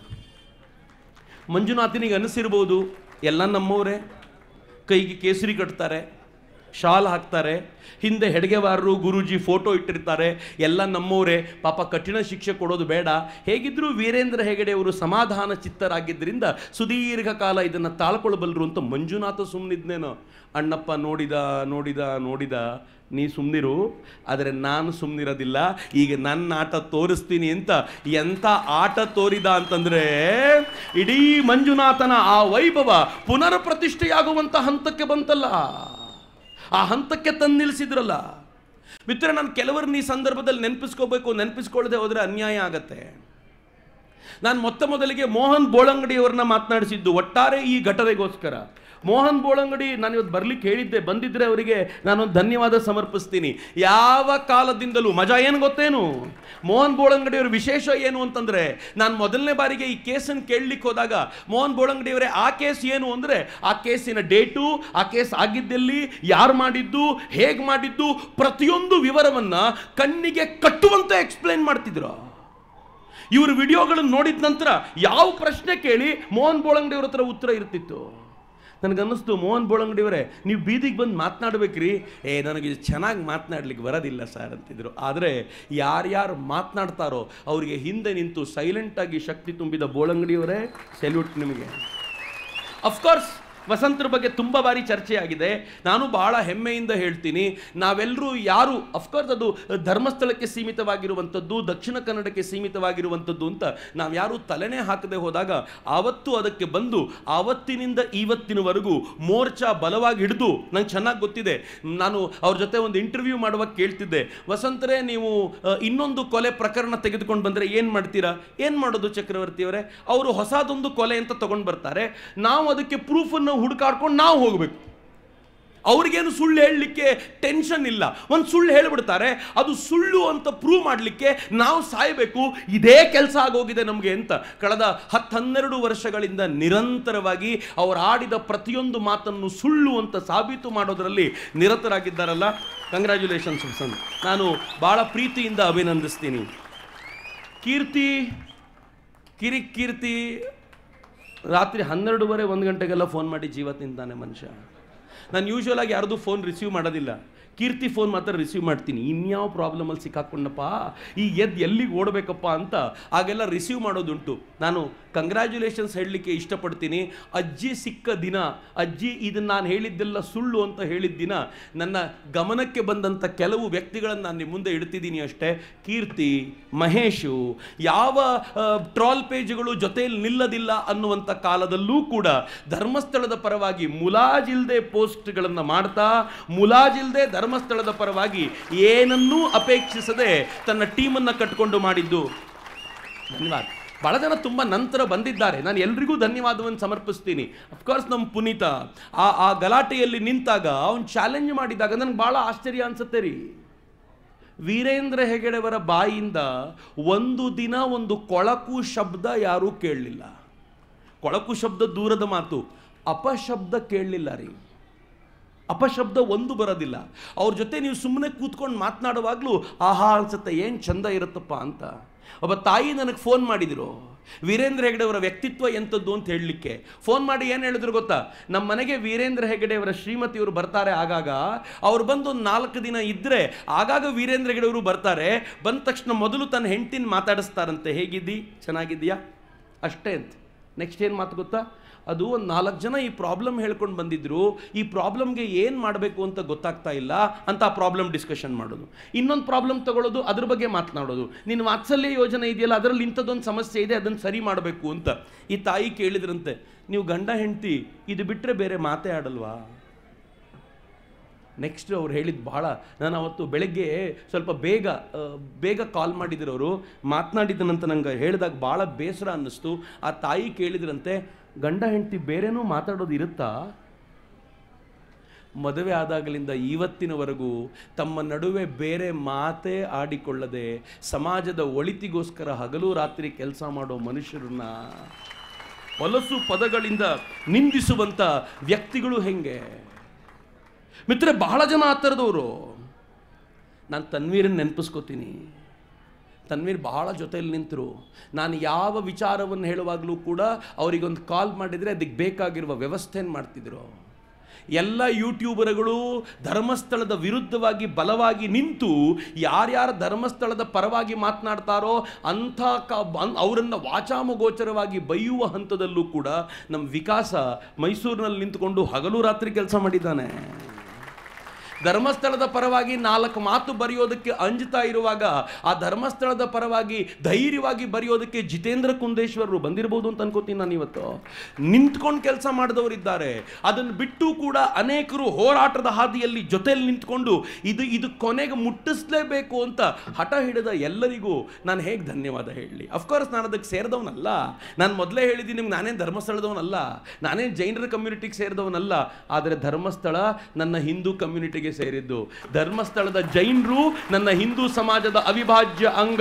ಧರ್ಮಸ್ಥಳ ನನ್ನ ಪಾಲಿನ ಶ್ರೀ ಕ್ಷೇತ್ರ. ಧರ್ಮಸ್ಥಳವನ್ನ ನನ್ನ ಇಡೀ ಪರಿವಾರ ನಂಬುತ್ತೆ. ಧರ್ಮಸ್ಥಳದಲ್ಲಿರುವಂಥ ಖಾವಂದರನ್ನ, ವೀರೇಂದ್ರ ಹೆಗ್ಗಡೆಯವರನ್ನ ನನ್ನ ಮನೆಗಳಲ್ಲಿ, ನನ್ನ ಉತ್ತರ ಕನ್ನಡ ದಕ್ಷಿಣ ಕನ್ನಡದ ಮನೆಗಳಲ್ಲಿ ದೇವರು ಅಂತ ದೇವರ ಕೋಣೆಯಲ್ಲಿಟ್ಟಿದ್ದಾರೆ. ನೀವು ಇದರ ಆಘಾತಕ್ಕೆ ಬಂದರೆ ನಾವು ಸಹಿಸಲಾರೆವು ಅಂತ ಹೇಳಬೇಕಾದಂಥ ಒಂದು ಅಗತ್ಯ ಇವತ್ತಿದೆ ಅಂತ. ಮಿತ್ರರೇ, ಇದು ಕೊನೆಯಾಗಬೇಕು ಅಂತಂದರೆ ನಾವು ಬಲವಾಗಿ ನಿಲ್ಲಬೇಕು. ಒಂದಷ್ಟು ನಿರ್ಣಯಗಳನ್ನು ಅವರು ಕೊಡ್ತಾರೆ, ನಂದೊಂದಷ್ಟು ನಿರ್ಣಯಗಳಿವೆ. ನಾನೊಂದಷ್ಟು ನಿಮ್ಮನ್ನು ಕೇಳ್ಕೊಳ್ಬೇಕು. ನೀವು ಇವತ್ತು ಮಾಡ್ತೀರಾ ಅಂತ ನನಗೆ ಹೇಳಬೇಕು ಅಷ್ಟೇ. ಚೌತಿ ಹತ್ತಿರಕ್ಕೆ ಬಂತು.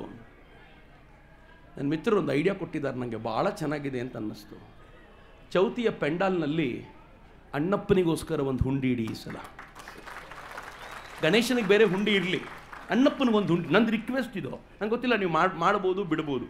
ಯಾರಿಗೋಸ್ಕರ ಗೊತ್ತಾ ಹುಂಡಿ?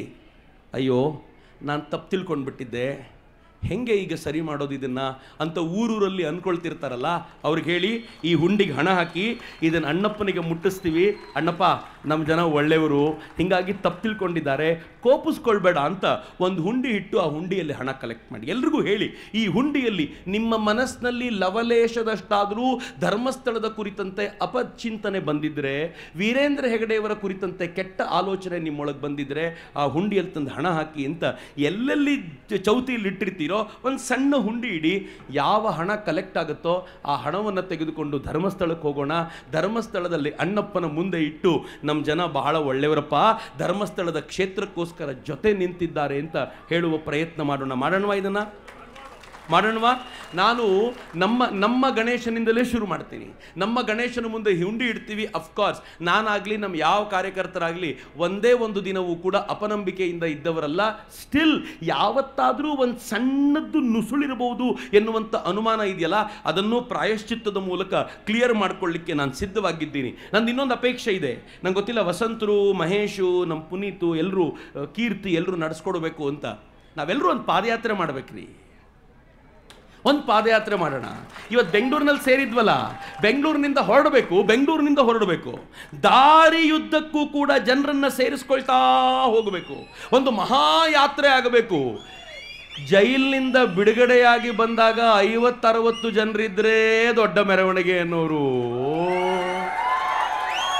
ಇನ್ನು ಧರ್ಮಸ್ಥಳದ ಮಂಜುನಾಥನಿಗಾಗಿ ಹೊರಡುವ ಮೆರವಣಿಗೆ ನೋಡಿ ಹೆಂಗಾಗಬೇಕು ಮಿತ್ರೇ. ಕೇಸರಿಯ ಮಹಾಸಾಗರ ಕಾಣುವಂತಾಗಬೇಕು ಹತ್ರ ಹೋಗ್ತಿದ್ದಂತೆ.